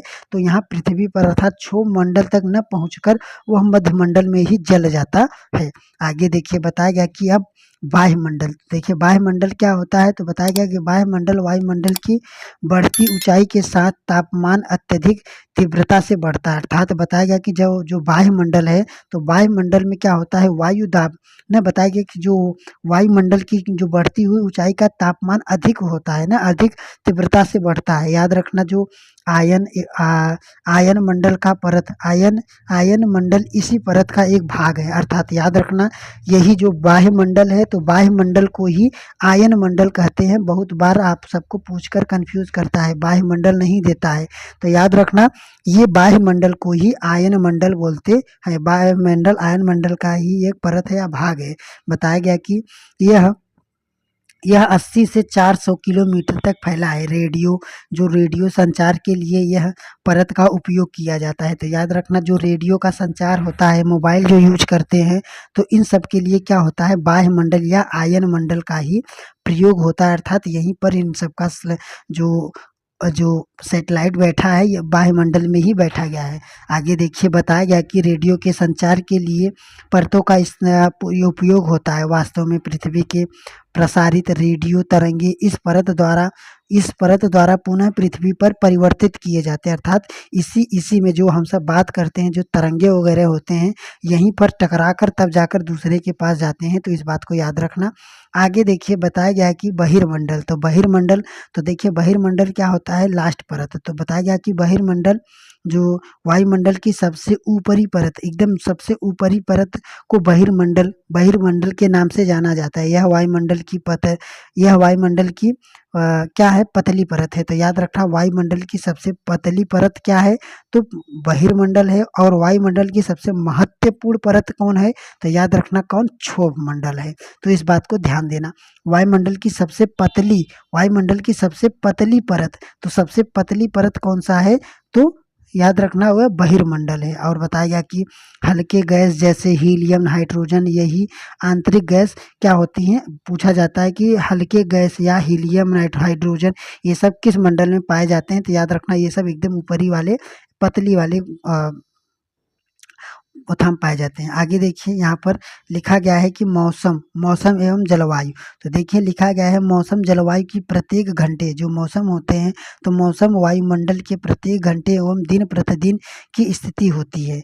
जो मौसम या जलवायु होता है, तो जलवायु या मौसम होता है, इसका बता दें कि कहीं पर भी जैसे साल भर में 4 महीने 5 महीने का जो ओथा होता है, जैसे 4 महीने का जो सर्दी पड़ता है, 4 महीने का जो गर्मी पड़ता है, तो इसी को हम क्या कहते हैं, जलवायु या मौसम बोलते हैं। ये नहीं कि बस कुछ दिन के लिए। तो ये बात को याद रखना, मौसम वायुमंडल की प्रत्येक घंटों तथा दिन प्रतिदिन की स्थिति होती है। तो बताया गया कि मौसम नाटकीय रूप से दिन प्रतिदिन बदलती रहती है। बताया गया कि क्या होता है, जो मौसम होता है यह प्रतिदिन बदलती रहती है। आगे देखिए बताया गया कि जलवायु दीर्घकाल में किसी तो याद रखना जो मौसम होता है, यह मौसम जो होता है, यह मौसम दिन प्रतिदिन बदलती रहती है, पर जो जलवायु होता है, तो जलवायु के बारे में बताया गया कि जो जलवायु होता है वह दीर्घकाल में किसी स्थान का एक औसत मौसम होता है। अर्थात यही जो मौसम होता है, तो अर्थात ये 4 महीने का जो मौसम है, बरसात, गर्मी, वर्षा, ये सब, तो ये कहीं एक चीज़ का जो मौसम है, तो ये जो लंबे समय तक रहता है तो उसको हम जलवायु कहते हैं। तो इस बात को याद रखना कि जो जलवायु होता है दीर्घकाल में किसी स्थान पर औसत मौसम को हम जलवायु कहते हैं। आगे देखिए बताया गया कि तापमान, तो देखिए तापमान क्या होता है, तो बताया गया कि तापमान, तो बताया गया कि वायु में मौजूद ताप एवं शीलता, याद रखना वायु में मौजूद ताप एवं शीलता के परिणाम परिणाम को तापमान कहते हैं। अर्थात वायुमंडल में जो मौजूद ताप है, ताप एवं शीलन है, अर्थात जो ठंडी गर्मी है, इसी ठंडी गर्मी के परिणाम को हम क्या कहते हैं, तो तापमान कहते हैं। अर्थात जब ज़्यादा ठंडी पड़ती है, ठंडी में फिर उसके बाद जब दोपहर हो जाता है, आप बाहर जाते हैं तो गर्मी भी पड़ने लगती है, तो इसको हम तापमान कहते हैं। आगे देखिए बताया गया वायुमंडल का तापमान ऋतुओं के अनुसार बदलता रहता है। अर्थात जो वायुमंडल का तापमान है वह ऋतुओं के साथ बदलता रहता है, तो इस बात को याद रखना। आगे देखिए यहाँ पर बताया गया है कि तापमान वायुमंडल में मौजूद ताप एवं शीलता के परिणाम को तापमान कहते हैं। वायुमंडल का तापमान जो होता है ऋतुओं के अनुसार बदलता रहता है। अब आगे देखिए यहाँ पर है कि आतपन, तो याद रखना बहुत बार पूछा जाता है, आतपन किसे कहते हैं, तो याद रखना सूर्य के आने वाली वह ऊर्जा जिसे पृथ्वी पृथ्वी रोक लेती है ना, तो याद रखना क्या करती है, जो पृथ्वी रोक लेती है उसे हम आतपन कहते हैं। आतपन अर्थात आती रहती है ना, सूर्य से आने वाली अर्थात ऊर्जा जो है वह आती रहती है, पर क्या होता है पृथ्वी वह रोक लेती है, तो उसको हम आतपन कहते हैं। तो इस बात को याद रखना। आगे देखिए बताया गया आतपन सूर्यातप की मात्रा भूमध्य रेखा से ध्रुव रेखा की ओर घटती है। तो याद रखना जो आतपन होता है उसका जो मात्रा होता है वह भूमध्य रेखा, याद रखना कहाँ तक, याद रखना भूमध्य रेखा से ध्रुवों की ओर घटती है।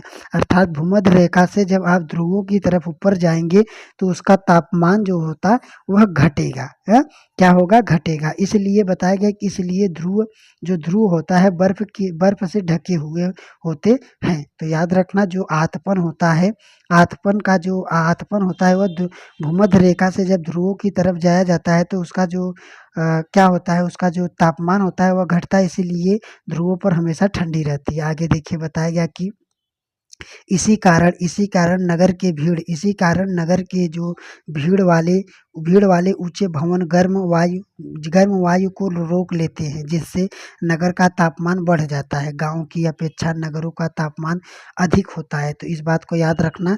क्या बोले कि यहाँ पर जो बताएगी कि नगरों का तापमान बढ़ जाता है, और यहाँ पर बताएगी गांव के अपेक्षा नगर का जो तापमान होता है, तापमान मतलब जो गर्मी होता है वह अधिक होता है। तो इस बात को याद रखना। आगे देखिए बताया गया कि दिन के समय में एसाबेल्स ने कौन सा एसाफेल्ट से बनी सड़क, जो एसाफेल्ट का मतलब वो जो डामर होता है, तो बताया गया कि दिन के समय में जो एसाफेल्ट अर्थात डामर से बनी सड़क एवं धातु और संकीर्ण से बनी जो भवन गर्म हो जाते हैं।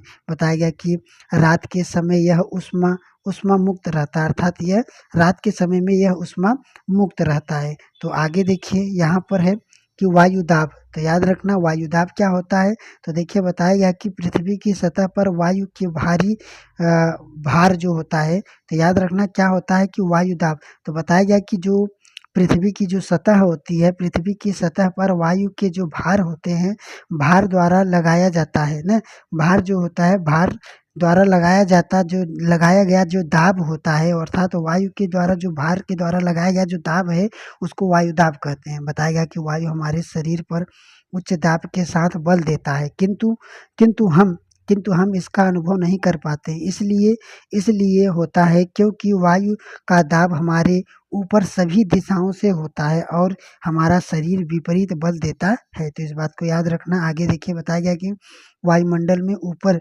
वायुमंडल में ऊपर की ओर जाने वाली वायुमंडल पर बहुत तेजी से गिरती है। तो याद रखना, जब अगर वायुमंडल में अर्थात जब आप ऊपर जाएंगे तो क्या होगा, वायु की जो मात्रा होती है, वायु की जो दाब होती है वह तेजी से गिरेगी मतलब घटेगी। तो याद रखना क्या कर देती है, घटती है। तो इसीलिए अब देखिए उदाहरण में दिया गया है कि समुद्र तल पर वायु दाब को क्षैतिज वितरण किसी भी स्थान पर उपस्थित वायु दाब के तप द्वारा प्रभावित होती है। बताया गया कि वायु सदैव उच्च दाब से निम्न दाब की ओर बढ़ता है। इस बात को याद रखना, कहाँ, उच्च दाब से निम्न दाब की ओर।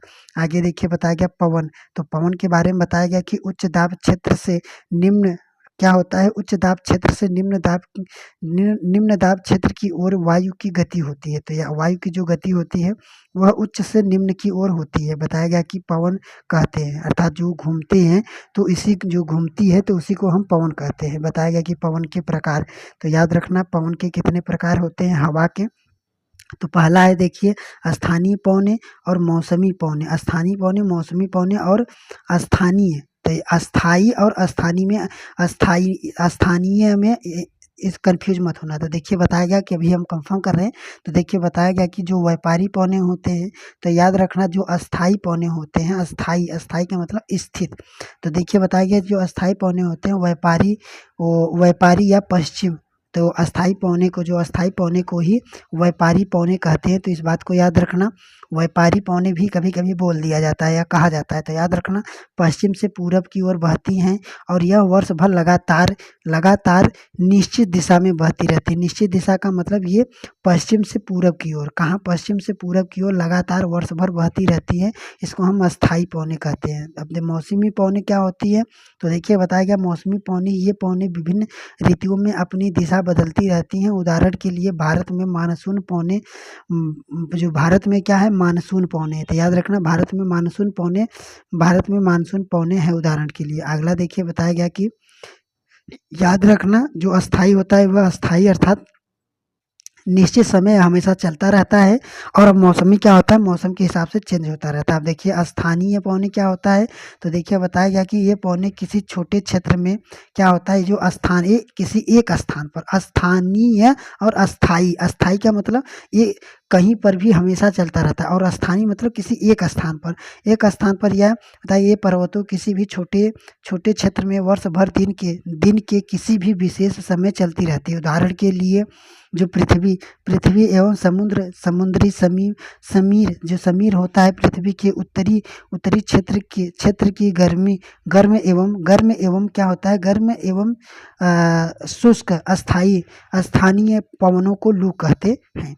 आगे देखिए यहाँ पर लिखा गया है आर्द्रता। तो देखिए आर्द्रता क्या होता है, तो देखिए बताया गया कि आर्द्रता तो वायु में किसी भी समय जो जलवाष्प की मात्रा होती है उसको हम आर्द्रता कहते हैं। तो याद रखना कि वायु में किसी भी समय की जो जलवाष्प की जो मात्रा होती है, जलवाष्प की कितने जलवाष्प हैं उसको हम आर्द्रता बोलते हैं। तो देखिए आगे है कि जलवायु में जलवाष्प की मात्रा अत्यधिक होती है तो उसे आर्द्र कहते हैं। तो याद रखना जब अधिक होगी तो उसको आर्द्र कहते हैं ना। आगे देखिए बताया गया कि जलवायु में जलवाष्प की मात्रा कम होती है तो उसको हम शुष्क कहते हैं, अर्थात कम होगी तो उसको हम शुष्क कहेंगे और जब अधिक होगी तो उसको हम आर्द्र कहेंगे। तो इस बात को भी याद रखना।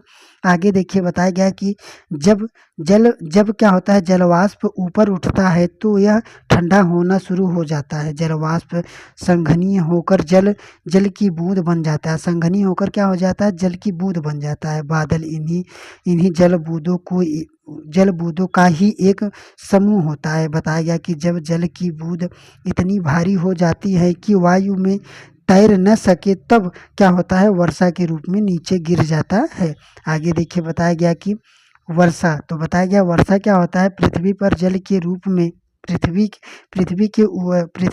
बताया गया कि पृथ्वी पर जल के रूप में गिरने वाले वर्षण को हम वर्षा कहते हैं। आगे देखिए बताया गया कि ज़्यादातर क्या होता है कि ज़्यादातर जो भौम ना, याद रखना जो ज़्यादातर 100 में जल वर्षा लगभग ही होता है। तो याद रखना आगे देखिए बताया गया कि क्रियाविधि आधार पर वर्षा के 3 प्रकार होते हैं। तो याद रखना कि वर्षा के भी 3 प्रकार होते हैं। कौन? संवहनी वर्षा, पर्वतीय वर्षा और चक्रवाती वर्षा। तो चलिए दोस्तों चलते हैं अपने प्रश्न की तरफ। तो चलिए अब चलते हैं। अगर आपने ठीक से पढ़ा होगा तो इन सभी प्रश्नों को अच्छे से कर ले जाएंगे। तो चलिए चलते हैं अपने प्रश्न की तरफ। तो देखिए पहला प्रश्न है, वायुमंडल में सबसे अधिक नाइट्रोजन गैस पाई जाती है। तो ये बात सही है। दूसरा है कि हम सांस लेते हैं और तब सांस के साथ साथ क्या करते हैं, कुछ नाइट्रोजन भी ले लेते हैं। सही है। पौधे अपने जीवन के लिए नाइट्रोजन की आवश्यकता को वायुमंडल से पूरा करते हैं। तो सही है, अर्थात हमारा 1 2 3 तीनों सही है। अगला देखिए बताया गया कि वायुमंडल में पाई जाने वाली गैसों का प्रतिशत के आधार पर अवरोही क्रम क्या है, तो अवरोही क्रम अर्थात घटते हुए। तो देखिए बताया गया कि पहला नाइट्रोजन है तो नाइट्रोजन है, उसके बाद ऑक्सीजन है तो ऑक्सीजन है, उसके बाद क्या था, तो याद रखना उसके बाद क्या था, तो उसके बाद हमारा आर्गन था। क्या था, तो याद रखना उसके बाद हमारा आर्गन था, तब जाकर कार्बन डाइऑक्साइड था। तो इस बात को याद रखना। इसके लिए हम सब एक बार देख भी सकते हैं यहाँ पर।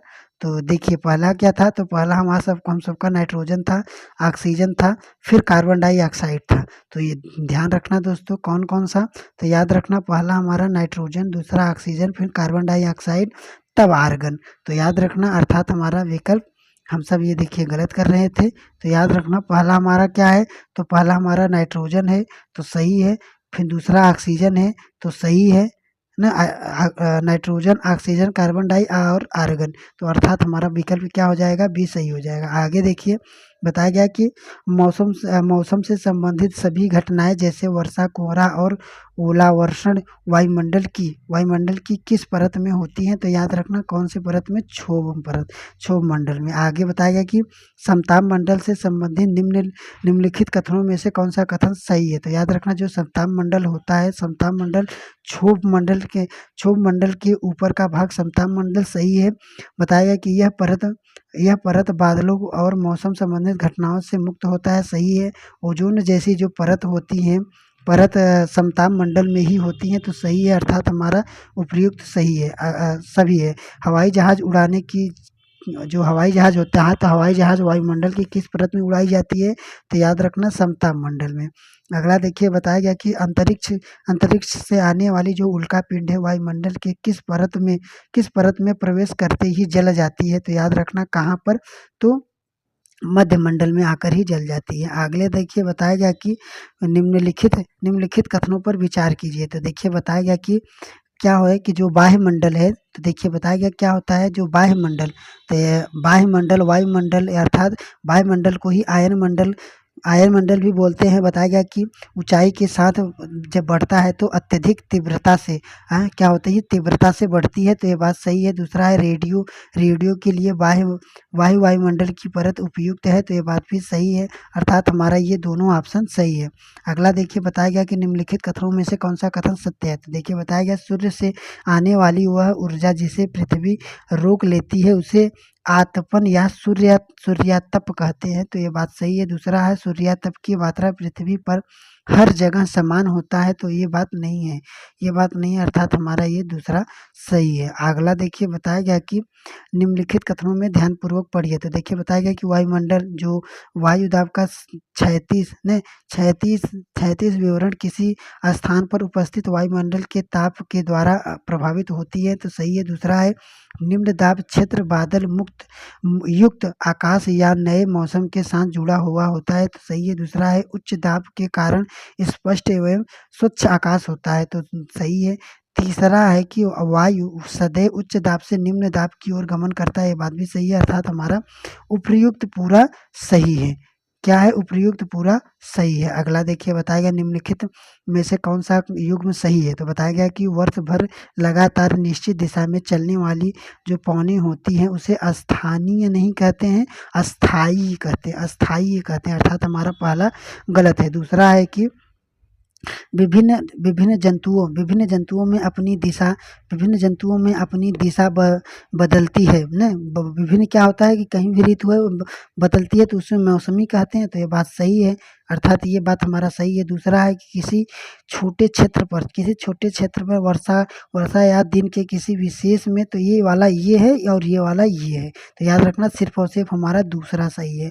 अगला देखिए लिखा गया है, नीचे दिए गए कथनों को ध्यानपूर्वक पढ़िए। जैसे जैसे वायु गर्म होती जाती है, वायु की जलवाष्प ग्रहण करने की क्षमता पर क्या प्रभाव पड़ता है। तो याद रखना जैसे जैसे गर्म हो जाती है तो वह क्या होता है, तो कोई प्रभाव नहीं, वह क्या होता है, बढ़ता रहता है। आगे देखिए, तो चलिए दोस्तों अब हम चलते हैं अपने अगले चैप्टर की तरफ, जो है कि जल।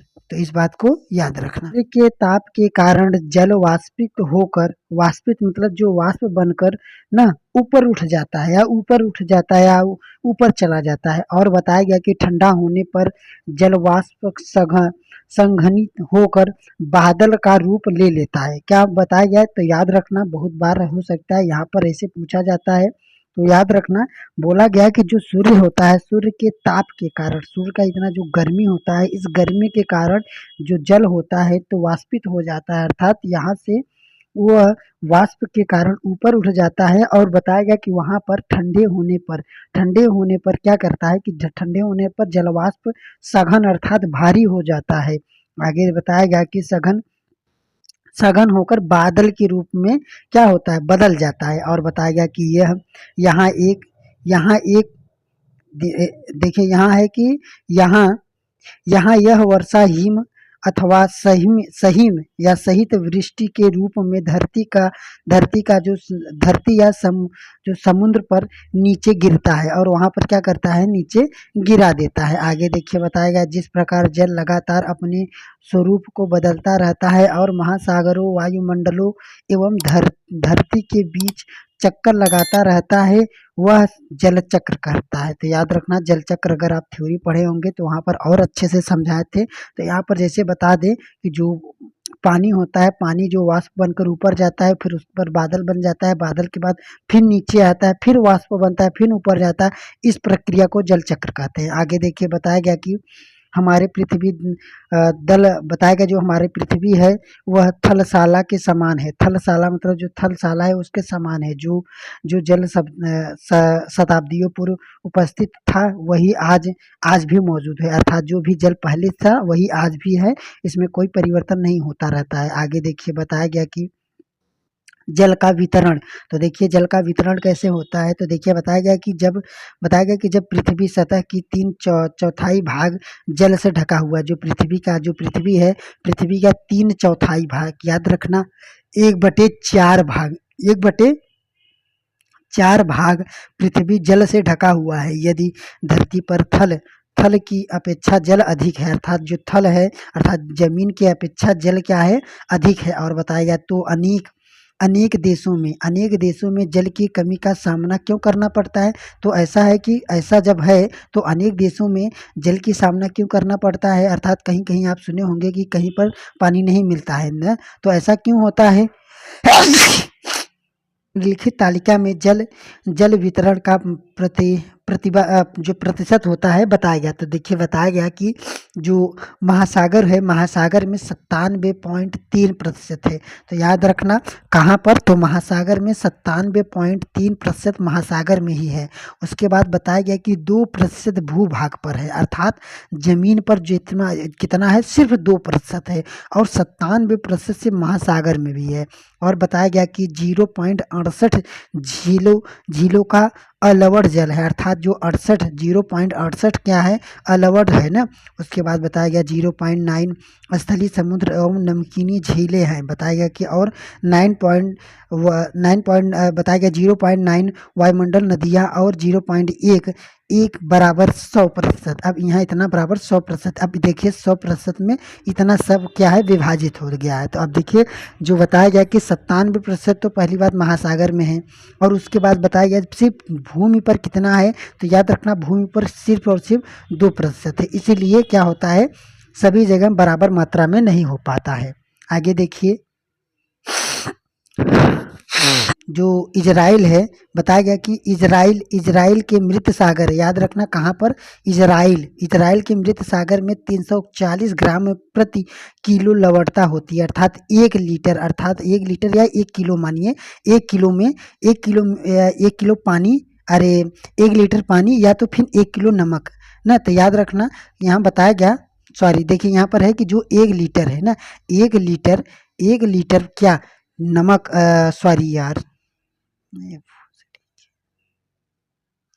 तो देखिए दोस्तों यहाँ पर है कि इजराइल के मृत सागर में 340 ग्राम प्रति लीटर लवणता होती है, अर्थात इसका कहने का मतलब ये है कि जो इजराइल का जो मृत सागर है उसमें अगर 1 लीटर अगर मान लीजिए आप पानी लेंगे तो 1 लीटर पानी में 350 ग्राम सिर्फ नमक अर्थात लवणता पाई जाएगी। और बताया गया कि तैराक जो होते हैं, तैराक इसमें प्लाव अर्थात टहलते रहते हैं, अर्थात ऐसे ही टहल सकते हैं ना। बताया गया क्योंकि नमक की अधिकता से इसे सघन बना रहती है। बताया गया लवण 1000 ग्राम में मौजूद नमक की मात्रा होती है। बताया गया कि महासागर की औसत लवणता 35 भाग प्रति 1000 ग्राम होता है, अर्थात 1000 ग्राम में 35 भाग होता है। आगे देखिए बताया गया कि 22 मार्च विश्व जल दिवस के रूप में मनाया जाता है। तो इस बात को याद रखना दोस्तों, जो 22 मार्च है वह विश्व जल दिवस के रूप में मनाया जाता है, 22 मार्च। आगे देखिए बताया गया कि महासागरीय परिसंचरण, बताया गया कि महासागरों की जो गतियाँ होती है इस प्रकार वर्गीकृत कर सकते हैं, जैसे बताया गया तरंग, ज्वार भाटा और धाराएं। आगे देखिए बताया गया तरंगे, तो बताया गया जो तरंगे होते हैं जब महासागरीय सतह पर लगातार उठता और गिरता है, कहाँ पर, तो याद रखना जो तरंग होती है वह महासागरीय के सतह पर जब लगातार उठता और गिरता है तो इन्हें हम क्या कहते हैं, तो इन्हें कहते हैं कि भूकंप या ज्वालामुखी का उद्गम होता है। और बताया गया कि यहाँ जल के नीचे भूस्खलन के कारण महासागरीय जल के अत्यधिक विस्थापन होता है। आगे देखिए बताया गया कि इसके परिणाम स्वरूप 15 किलोमीटर, कितना, तो याद रखना 15 किलोमीटर अर्थात 15 मीटर तक ऊंचाई वाली ज्वालामुखी तरंगे उठ सकती हैं।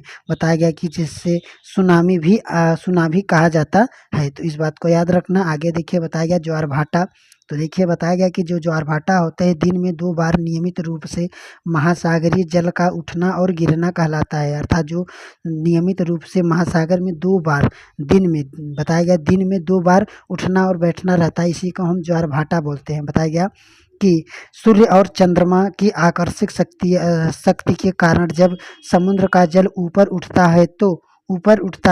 ऊपर बताया गया कि जो की ओर उठता है तो उसे हम ज्वार कहते हैं, और जब वही नीचे आ जाता है अर्थात जल की नीचे गिरना उसे हम भाटा कहते हैं। तो इस बात को याद रखना, किसके कारण, याद रखना सूर्य और चंद्रमा के आकर्षण बल के कारण। बात याद रखना कि सूर्य और चंद्रमा के आकर्षक बल के कारण समुद्र का जो जल होता है वह ऊपर उठता है तो ज्वार और नीचे गिरता है तो भाटा। आगे देखिए बताया गया कि सूर्य चंद्रमा के शक्तिशाली गुरुत्वाकर्षण बल के कारण पृथ्वी की सतह पर ज्वार भाटा आती है। याद रखना किससे, सूर्य और चंद्रमा के शक्तिशाली गुरुत्वाकर्षण बल के कारण, किससे, तो गुरुत्वाकर्षण बल के कारण पृथ्वी पर ज्वार भाटा आता है।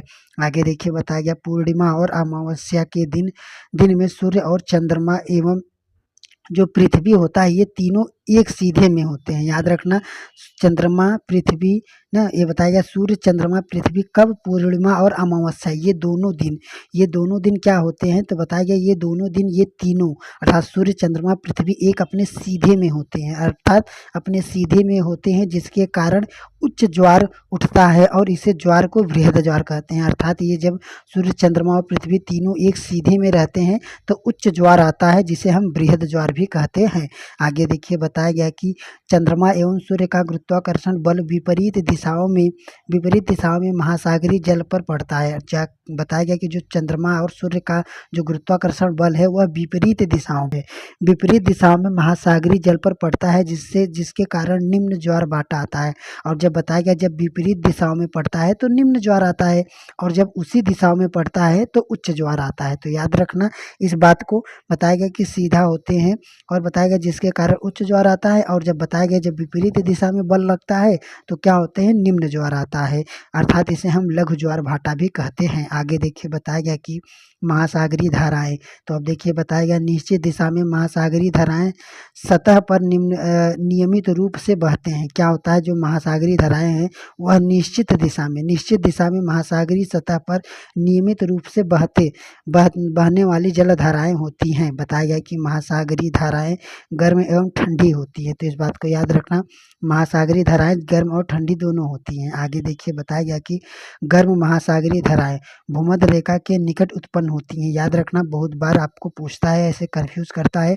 जो गर्म महासागरीय धाराएं होती हैं कहाँ पर होती हैं, तो याद रखना भूमध्य रेखा, अर्थात जो भूमध्य रेखा अर्थात ग्लोब है, ग्लोब के जो बीचों बीच जो भूमध्य रेखा है, यहाँ पर गर्म महासागरीय धाराएं निकट उत्पन्न होती हैं। बताया गया कि एवं ध्रुवों पर, अर्थात जो ध्रुव होते हैं, ग्लोब के जो ध्रुव होते हैं, ध्रुवों की ओर प्रवाहित होती है। तो याद रखना, यहाँ भूमध्य रेखा से होकर ध्रुवों की ओर प्रवाहित होती हैं।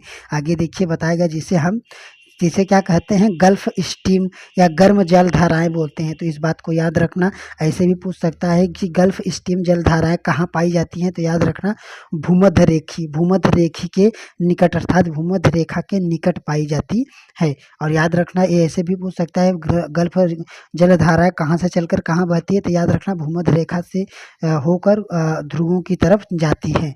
आगे देखिए बताया गया कि गर्म धाराओं में अस्थायी सतह का तापमान गर्म होता है। आगे देखिए बताया गया ठंडी महासागरीय धाराएं। तो देखिए बताया गया ध्रुवों का उच्च अक्षांशों, जो ध्रुव होते हैं, ध्रुवों का जब बताया गया उच्च अक्षांशों से उष्णकटिबंधीय एवं निम्न अक्षांशों की ओर प्रवाहित होती हैं। तो याद रखना जो ठंडी जल धाराएं हैं वह क्या होती है, वह उच्च अक्षांशों से, अर्थात ऊपर के जो उच्च अक्षांश है वहाँ के अक्षांशों से उष्णकटिबंधीय अर्थात निम्न, जहाँ उष्णकटिबंधीय अर्थात निम्न अक्षांशों की ओर प्रभावित होती है। तो इसका ये मतलब है कि जब गर्म रहेंगी तो यहाँ भूमध्य से ऊपर की ओर अर्थात ऊपर जाएंगी, जब गर्म है तो हल्की है तो ऊपर जाएंगी, और जब ठंडी है तो ऊपर से नीचे आएंगी। इस बात को याद रखना। आगे देखिए बताया गया यह लेब्राडोर शीत महासागर कहे जाते हैं। तो याद रखना जो लेब्राडोर होता है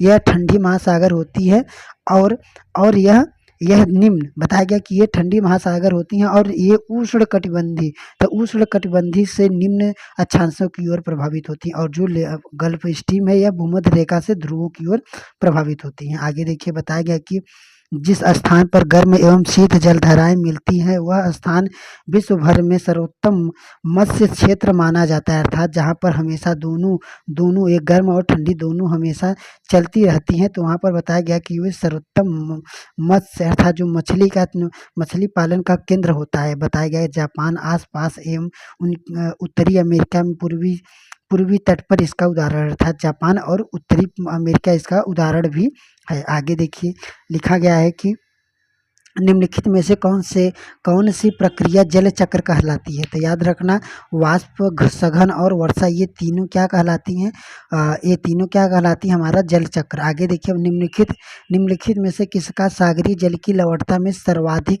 योगदान है। तो याद रखना किसका सर्वाधिक योगदान है, तो सोडियम क्लोराइड का। आगे देखिए बताया गया महासागर में ज्वार भाटा उत्पन्न के प्रमुख कारण, क्यों ज्वार भाटा उत्पन्न होता है महासागर में। तो बताया गया सूर्य का गुरुत्वाकर्षण बल, चंद्रमा का गुरुत्वाकर्षण बल, सूर्य एवं चंद्रमा दोनों का गुरुत्वाकर्षण बल। तो ये बात सही है। अगला देखिए बताया गया कि बृहद ज्वार भाटा आने की सही स्थिति क्या है। तो बताया गया कि बृहद ज्वार भाटा कब आता है, तो जैसे कि अभी हम सब पढ़े, जो सूर्य होता है, चंद्रमा होता है, पृथ्वी होता है, ये तीनों जब अपने एक सीधे में आ जाते हैं तो बृहद ज्वार भाटा आता है। आगे देखिए बृहद ज्वार भाटा किस दिन आता है, तो याद रखना पूर्णिमा और अमावस्या, पूर्णिमा और अमावस्या ये दोनों दिन आता है। आगे देखिए बताया गया कि निम्नलिखित कथनों को ध्यानपूर्वक पढ़िए। बताया गया जब पृथ्वी का जल चंद्रमा के निकट होता है, जब पृथ्वी का जो जल होता है वह चंद्रमा के निकट होता है तब उस समय चंद्रमा के गुरुत्वाकर्षण बल के कारण उच्च ज्वार आता है। तो याद रखना ये बात सही है। दूसरा है कि जब चंद्रमा और सूर्य पृथ्वी के समकोण बनाते हैं तो निम्न ज्वार भाटा आता है। तो ये क्या है, तो याद रखना ये भी सही है। तो अर्थात हमारा दोनों ऑप्शन सही है। दूसरा देखिए अगला देखिए है कि निम्नलिखित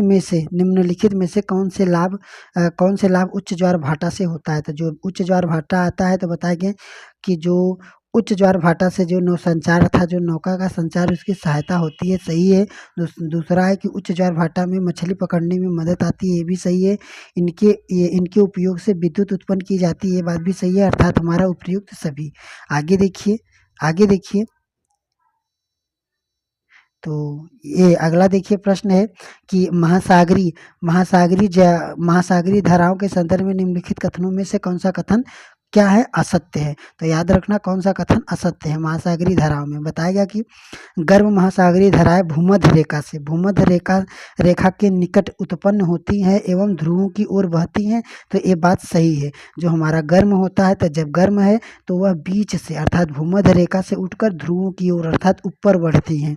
तो ये हमारी गल्फ क्या कहलाती है, गल्फ स्ट्रीम भी कहलाती है। दूसरा है कि ठंडी जलधारा जो होती है, ठंडी धाराएं ध्रुवों या उच्च अक्षांश से उष्णकटिबंधीय या निम्न अक्षांशों की ओर प्रभावित होती हैं, हाँ, जिसे हम लिब्राडोर बोलते हैं। आगे देखिए बताया लिब्राडोर महासागरीय जलधारा का उष्ण जलधारा होती है। तो उष्ण जलधारा होती है, ये बात सही है। उष्ण जलधारा होती है, उष्ण मतलब गर्मी, तो ये बात गलत है दोस्तों, ये बात गलत है। आगे देखिए महासागरीय धाराएं आपस में आसपास के क्षेत्र को तापमान को प्रभावित तो करती हैं, तो ये बात सही है। अर्थात ये हमारा गलत है और जो गलत है वही सही है। अगला देखिए लिखा गया है कि निम्नलिखित में से कौन सा महासागरीय क्षेत्र विश्व भर में सर्वोत्तम मत्स्य क्षेत्र क्या माना जाता है। तो याद रखना वह क्षेत्र जहाँ शीत जल धारा बहती है, और बताया गया कि वह क्षेत्र जहाँ गर्म जल नहीं, वह क्षेत्र जहाँ गर्म और शीत दोनों बहती है। अर्थात ये हमारा तीसरा ऑप्शन सही हो जाएगा। अगला देखिए सुनामी शब्द की उत्पत्ति कहाँ से हुई। तो याद रखना सुनामी शब्द की उत्पत्ति जापान भाषा से हुई है। तो चलिए दोस्तों चलते हैं हम अपने अगले चैप्टर की तरफ। तो देखिए लिखा गया है मानव पर्यावरण अन्योन्य क्रिया उष्ण कटिबंधीय एवं उपोष्ण प्रदेश। तो देखिए लिखा गया है कि भूमध्य रेखा के 10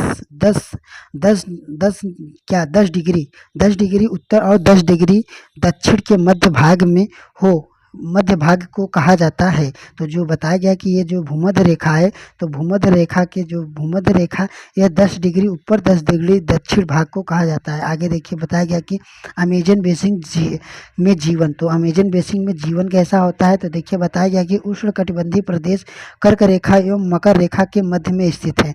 अर्थात जो ये उष्णकटिबंधीय होते हैं, तो यह कर्क रेखा और मकर रेखा के बीच वाली जगह को हम उष्णकटिबंधीय प्रदेश बोलते हैं, उष्णकटिबंधीय बोलते हैं। बताया गया कि अमेजन नदी जो है, अमेजन नदी इस प्रदेश से होकर गुजरती है। अर्थात अमेजन नदी जो है वह उष्णकटिबंधीय प्रदेश से होकर गुजरती है। बताया गया कि इस प्रदेश से होकर बहती है। अमेजन नदी में बहुत सारी सहायक नदियाँ मिलती हैं, अमेजन बेसिन का निर्माण करती हैं, और बहुत सहायक नदियाँ मिलकर अमेजन बेसिन का निर्माण करती हैं। आगे देखिए बताया गया यह नदी में जैसे देखिए बताया गया कि पेरू, बोलीविया, इक्वाडोर, कोलंबिया या वेनेजुएला, और बताया गया कि ये अनेक प्रवाहित होती हैं। आगे देखिए बताया गया कि जलवायु, तो देखिए जलवायु क्या होता है। तो बताया गया कि जो जलवायु होता है, तो बताया गया कि अमेजन बेसिन भूमध्य रेखा के आसपास फैला है।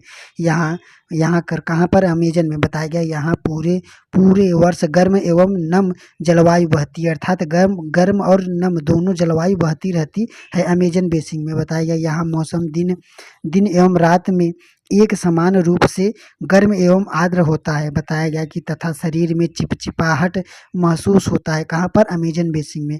और इस प्रदेश में लगभग प्रतिदिन वर्षा होता रहता है। याद रखना, कहाँ पर? अमेजन बेसिन में प्रतिदिन वर्षा होता रहता है। आगे देखिए, बताया गया कि वर्षा वन। तो देखिए वर्षा वन क्या होते हैं? इन प्रदेशों में अत्यधिक वर्षा के कारण यहाँ की जो भूमि होती है, अमेजन बेसिन का बताया गया कि यहाँ पर इन प्रदेशों में अत्यधिक वर्षा के कारण यहाँ पर की जो भूमि होती है सघन सघन वन उग जाते हैं। बताया गया कि वन इतनी सघन हो जाती है कि पंक्तियाँ जो होती है, पंक्तियाँ तथा शाखाओं शाखाओं से छत सी बन जाती हैं, जिसके कारण सूर्य का जो प्रकाश होता है वह धरातल तक नहीं पहुँच पाता है। तो इस बात को याद रखना, कहाँ पर? अमेजन बेसिन नदी, अर्थात अमेजन का जो जगह है वहाँ पर क्या होता है, उनकी जो पंक्तियाँ होती है, क्योंकि हर रोज वर्षा हो रहा है, तो जो हर रोज वर्षा हो रहा है तो वहाँ की जो पंक्तियाँ होती हैं, वृक्षों की जो पत्ती होती है, पंक्तियाँ जो होती है इतना सघन हो जाती हैं कि वे वे क्या हो जाती हैं, वे सूर्य के प्रकाश को भी अवशोषित नहीं कर पाती हैं, अर्थात नीचे तक सूर्य का प्रकाश भी नहीं पहुँच पाता है। आगे देखिए, बताया गया कि वर्षा वन में प्राणी जात की प्रचुरता होती है। जो वर्षा वन होते हैं वहाँ क्या प्राणी जात अर्थात अत्यधिक प्राणी अर्थात लोग पाए जाते हैं। बताया गया कि जैसे टूकन, गुंजन पक्षी और प्राणियों में बंदर, इस्लाथ, चींटी चींटी और बताया गया कि खाने वाले जो टैपीर भी पाए जाते हैं। बताया गया कि इसके अलावा सांप, अजगर एवं एनाकोंडा एवं बोआ आदि पाए जाते हैं। जीवों को विविधता की दृष्टि से यहाँ बेसिन प्रसिद्ध है। आगे देखिए बताया गया कि यहाँ पर देखिए बताया गया वर्षा वन के निवासी। तो देखिए यहाँ पर है कि वर्षा के जो बताया गया कि यहाँ के जो लोग होते हैं छोटे से क्षेत्र में वन के कुछ कुछ वृक्षों को काट कर अपने अपने भोजन के लिए फसल उगाते हैं। तो याद रखना, कहाँ पर? तो बताया गया कि जो वर्षा वन के निवासी होते हैं वे, यहाँ के जो लोग होते हैं वे छोटे से क्षेत्र को वन को कुछ कुछ वृक्षों को काट देते हैं और भोजन के लिए फसल उगाते हैं। यहाँ के जो पुरुष शिकार करते हैं तथा नदियों में मछलियाँ पकड़ते हैं, जबकि जो महिलाएं होती है वह फसल को ध्यान देती हैं।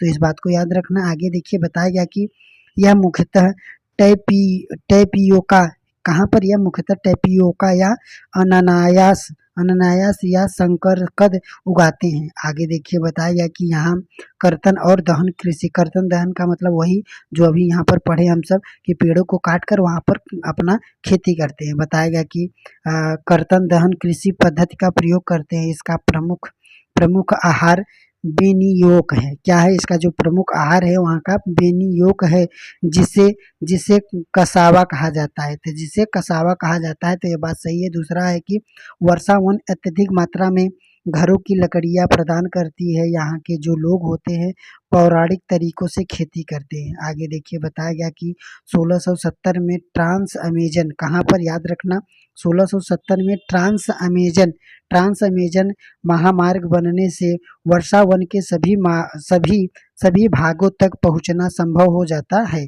आगे देखिए, बताया गया गंगा ब्रह्मपुत्र बेसिन में जीवन। तो कहाँ पर? गंगा ब्रह्मपुत्र बेसिन जीवन। तो देखिए बताया गया कि गंगा और ब्रह्मपुत्र की सहायक नदियाँ मिलकर भारतीय उपमहाद्वीप में गंगा तथा ब्रह्मपुत्र बेसिन का निर्माण करती हैं।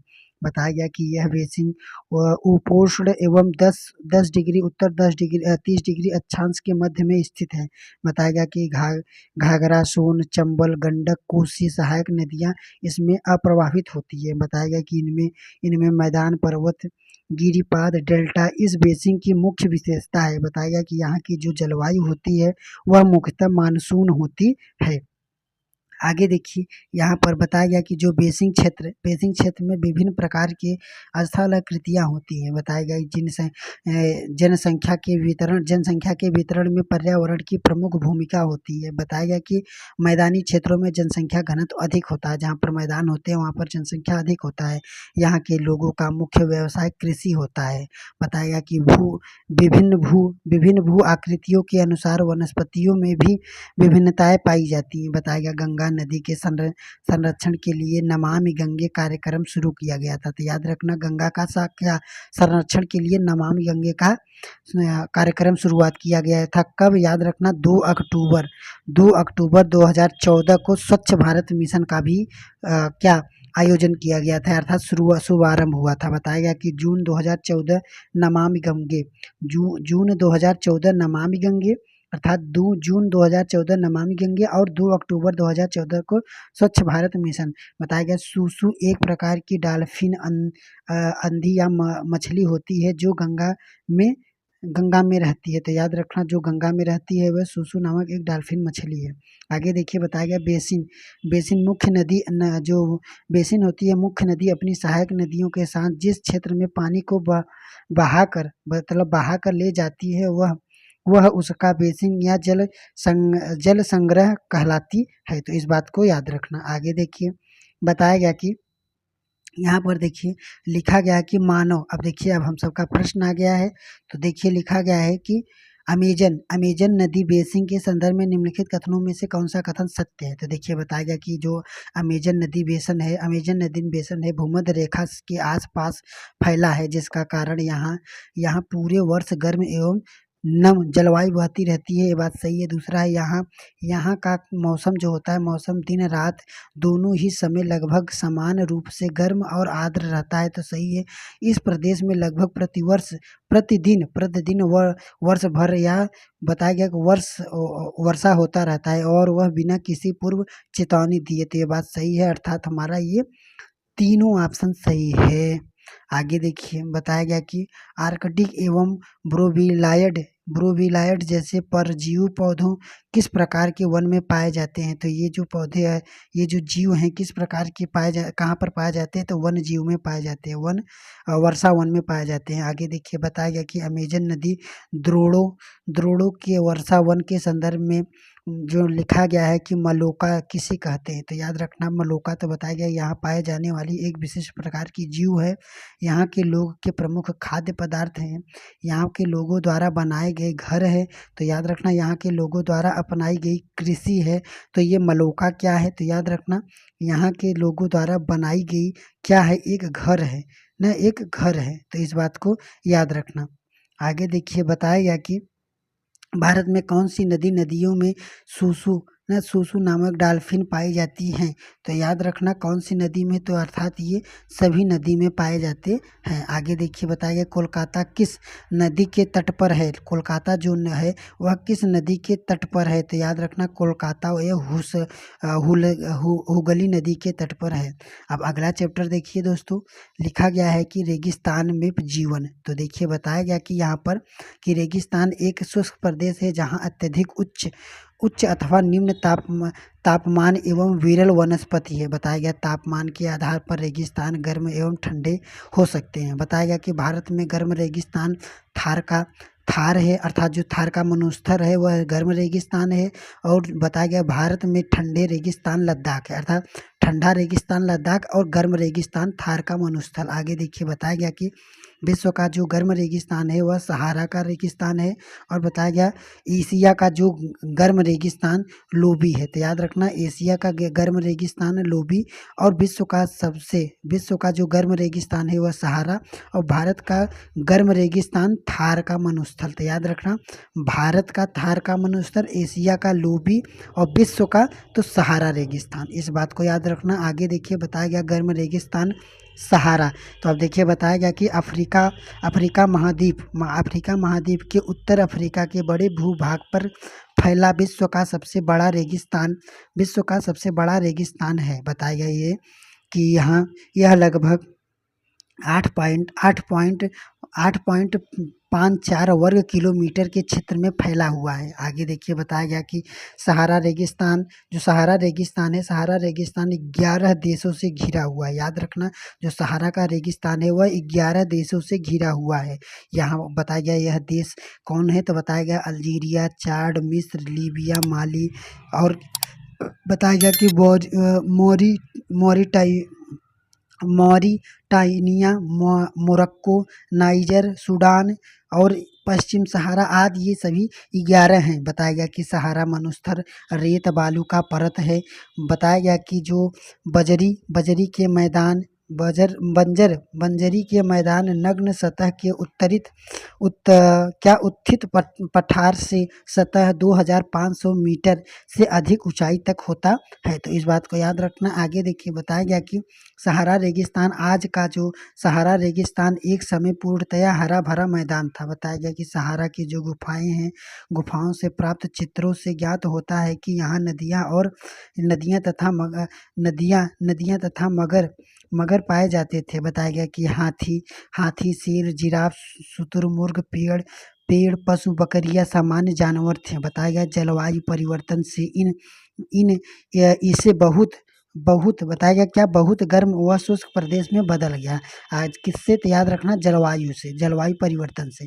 आगे देखिए बताया गया कि सहारा के जो अल्जीरिया क्षेत्र में जो त्रिपोली, लीबिया और दक्षिण भारत में स्थित है। याद रखना। आगे देखिए यहाँ सबसे अधिक तापमान 1922 में कितना, तो याद रखना 57 डिग्री सेल्सियस था।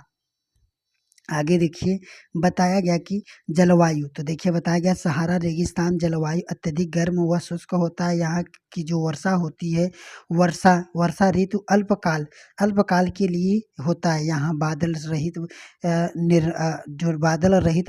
निर्मल होता है। यहाँ नमी संचय होता है। बताया गया अपेक्षा तेजी से वाष्पित होता है। बताया गया दिन में तापमान 50 डिग्री से ऊपर पहुंच जाता है तो रात में अत्यधिक ठंडी हो जाती है तथा तापमान गिरकर हिमांक बिंदु लगभग 0 डिग्री सेल्सियस हो जाता है। आगे देखिए बताया गया वनस्पति एवं प्राणी जाति। बताया गया कि कैक्टस खजूर के पेड़ एवं एकेसिया पाए जाते हैं। ऊंट, लकड़बग्घा, सियार, लोमड़ी, बिच्छू, सांपों की विभिन्न जातियां एवं छिपकलियां यहाँ के प्रमुख जीव जंतु हैं। बताया गया कि मोरक्को में, कहाँ पर याद रखना, कहाँ पर, मोरक्को में टैफिलाटे या मनुघात ऐसी ही विशाल मरुघात है जो 13,000 वर्ग किलोमीटर के क्षेत्र में फैला है। बताया गया कि यह उपजाऊ क्षेत्र होते हैं। इनके आसपास रहते हैं। बताया गया कि यह एवं खजूर के पेड़ एवं अन्य फसलें उगाए जाते हैं। बताया गया कि मरुघान खजूर के पेड़ के घिरे हरित द्वीप पाए जाते हैं। तो चलिए दोस्तों चलते हैं अब अपने प्रश्नोत्तर की तरफ। तो देखिए लिखा गया है कि मरुद्यान रेगिस्तान का वह क्षेत्र है जहाँ बड़ी मात्रा में पशुपालन किया जाता है। तो यह बात सही है। दूसरा है कि रेगिस्तान के वे क्षेत्र जहाँ जल सतह पर आ जाता है वहाँ मरुद्यान बनते हैं तथा ये क्षेत्र उपजाऊ हो जाते हैं। तो ये बात भी सही है। दूसरा है कि रेगिस्तान के आसपास का वह उपजाऊ क्षेत्र जो रेगिस्तान के फैलाव के चपेट में आ जाता है, ऐसे क्षेत्र को मरुद्यान कहा जाता है। ये बात भी सही है। ये बात क्या है दोस्तों, ये बात गलत है। दूसरा रेगिस्तान का वह क्षेत्र जहाँ बंजर के मैदान व नग्न चट्टान सतह वाले उत्तीर्ण जो पठार होता है, पठार पर पाए जाते हैं उसे मरुद्यान कहते हैं। तो ये बात भी गलत है। दूसरा है वह मरुद्यान सही तरह बताया गया कि कौन सा मरुद्यान का सही परिभाषित है। तो याद रखना कौन सा है मरुद्यान का, तो ये जो ऊपर वाला 2 ठो था, ये अर्थात पहला और दूसरा। अगला प्रश्न देखिए लिखा गया कि जम्मू एवं कश्मीर के पूर्व में स्थित लद्दाख के संदर्भ में सही कथन कौन सा है। बताया गया कि लद्दाख के पूर्व में काराकोरम पर्वत और श्रेणियां एवं पश्चिम में जास्कर श्रेणियां है। तो ये बात सही है। दूसरा है कि लद्दाख के उत्तर में नागा पर्वत एवं दक्षिण पर्वत या पीर पंजार पर्वत है। तो ये बात गलत है। तो दूसरा देखिए बताया गया कि लद्दाख के उत्तर में नागा पर्वत एवं दक्षिण में काराकोरम है। ये बात भी गलत है। लद्दाख के पश्चिम में काराकोरम पर्वत श्रेणियां एवं दक्षिण में जास्कर श्रेणियां है। ये वाला भी गलत, अर्थात हमारा सिर्फ और सिर्फ पहला सही है। अगला देखिए लिखा गया कि निम्नलिखित कथनों में से बताया गया निम्नलिखित में से कौन सी नदियाँ लद्दाख के क्षेत्र से होकर बहती हैं। तो याद रखना कौन सी बहती हैं।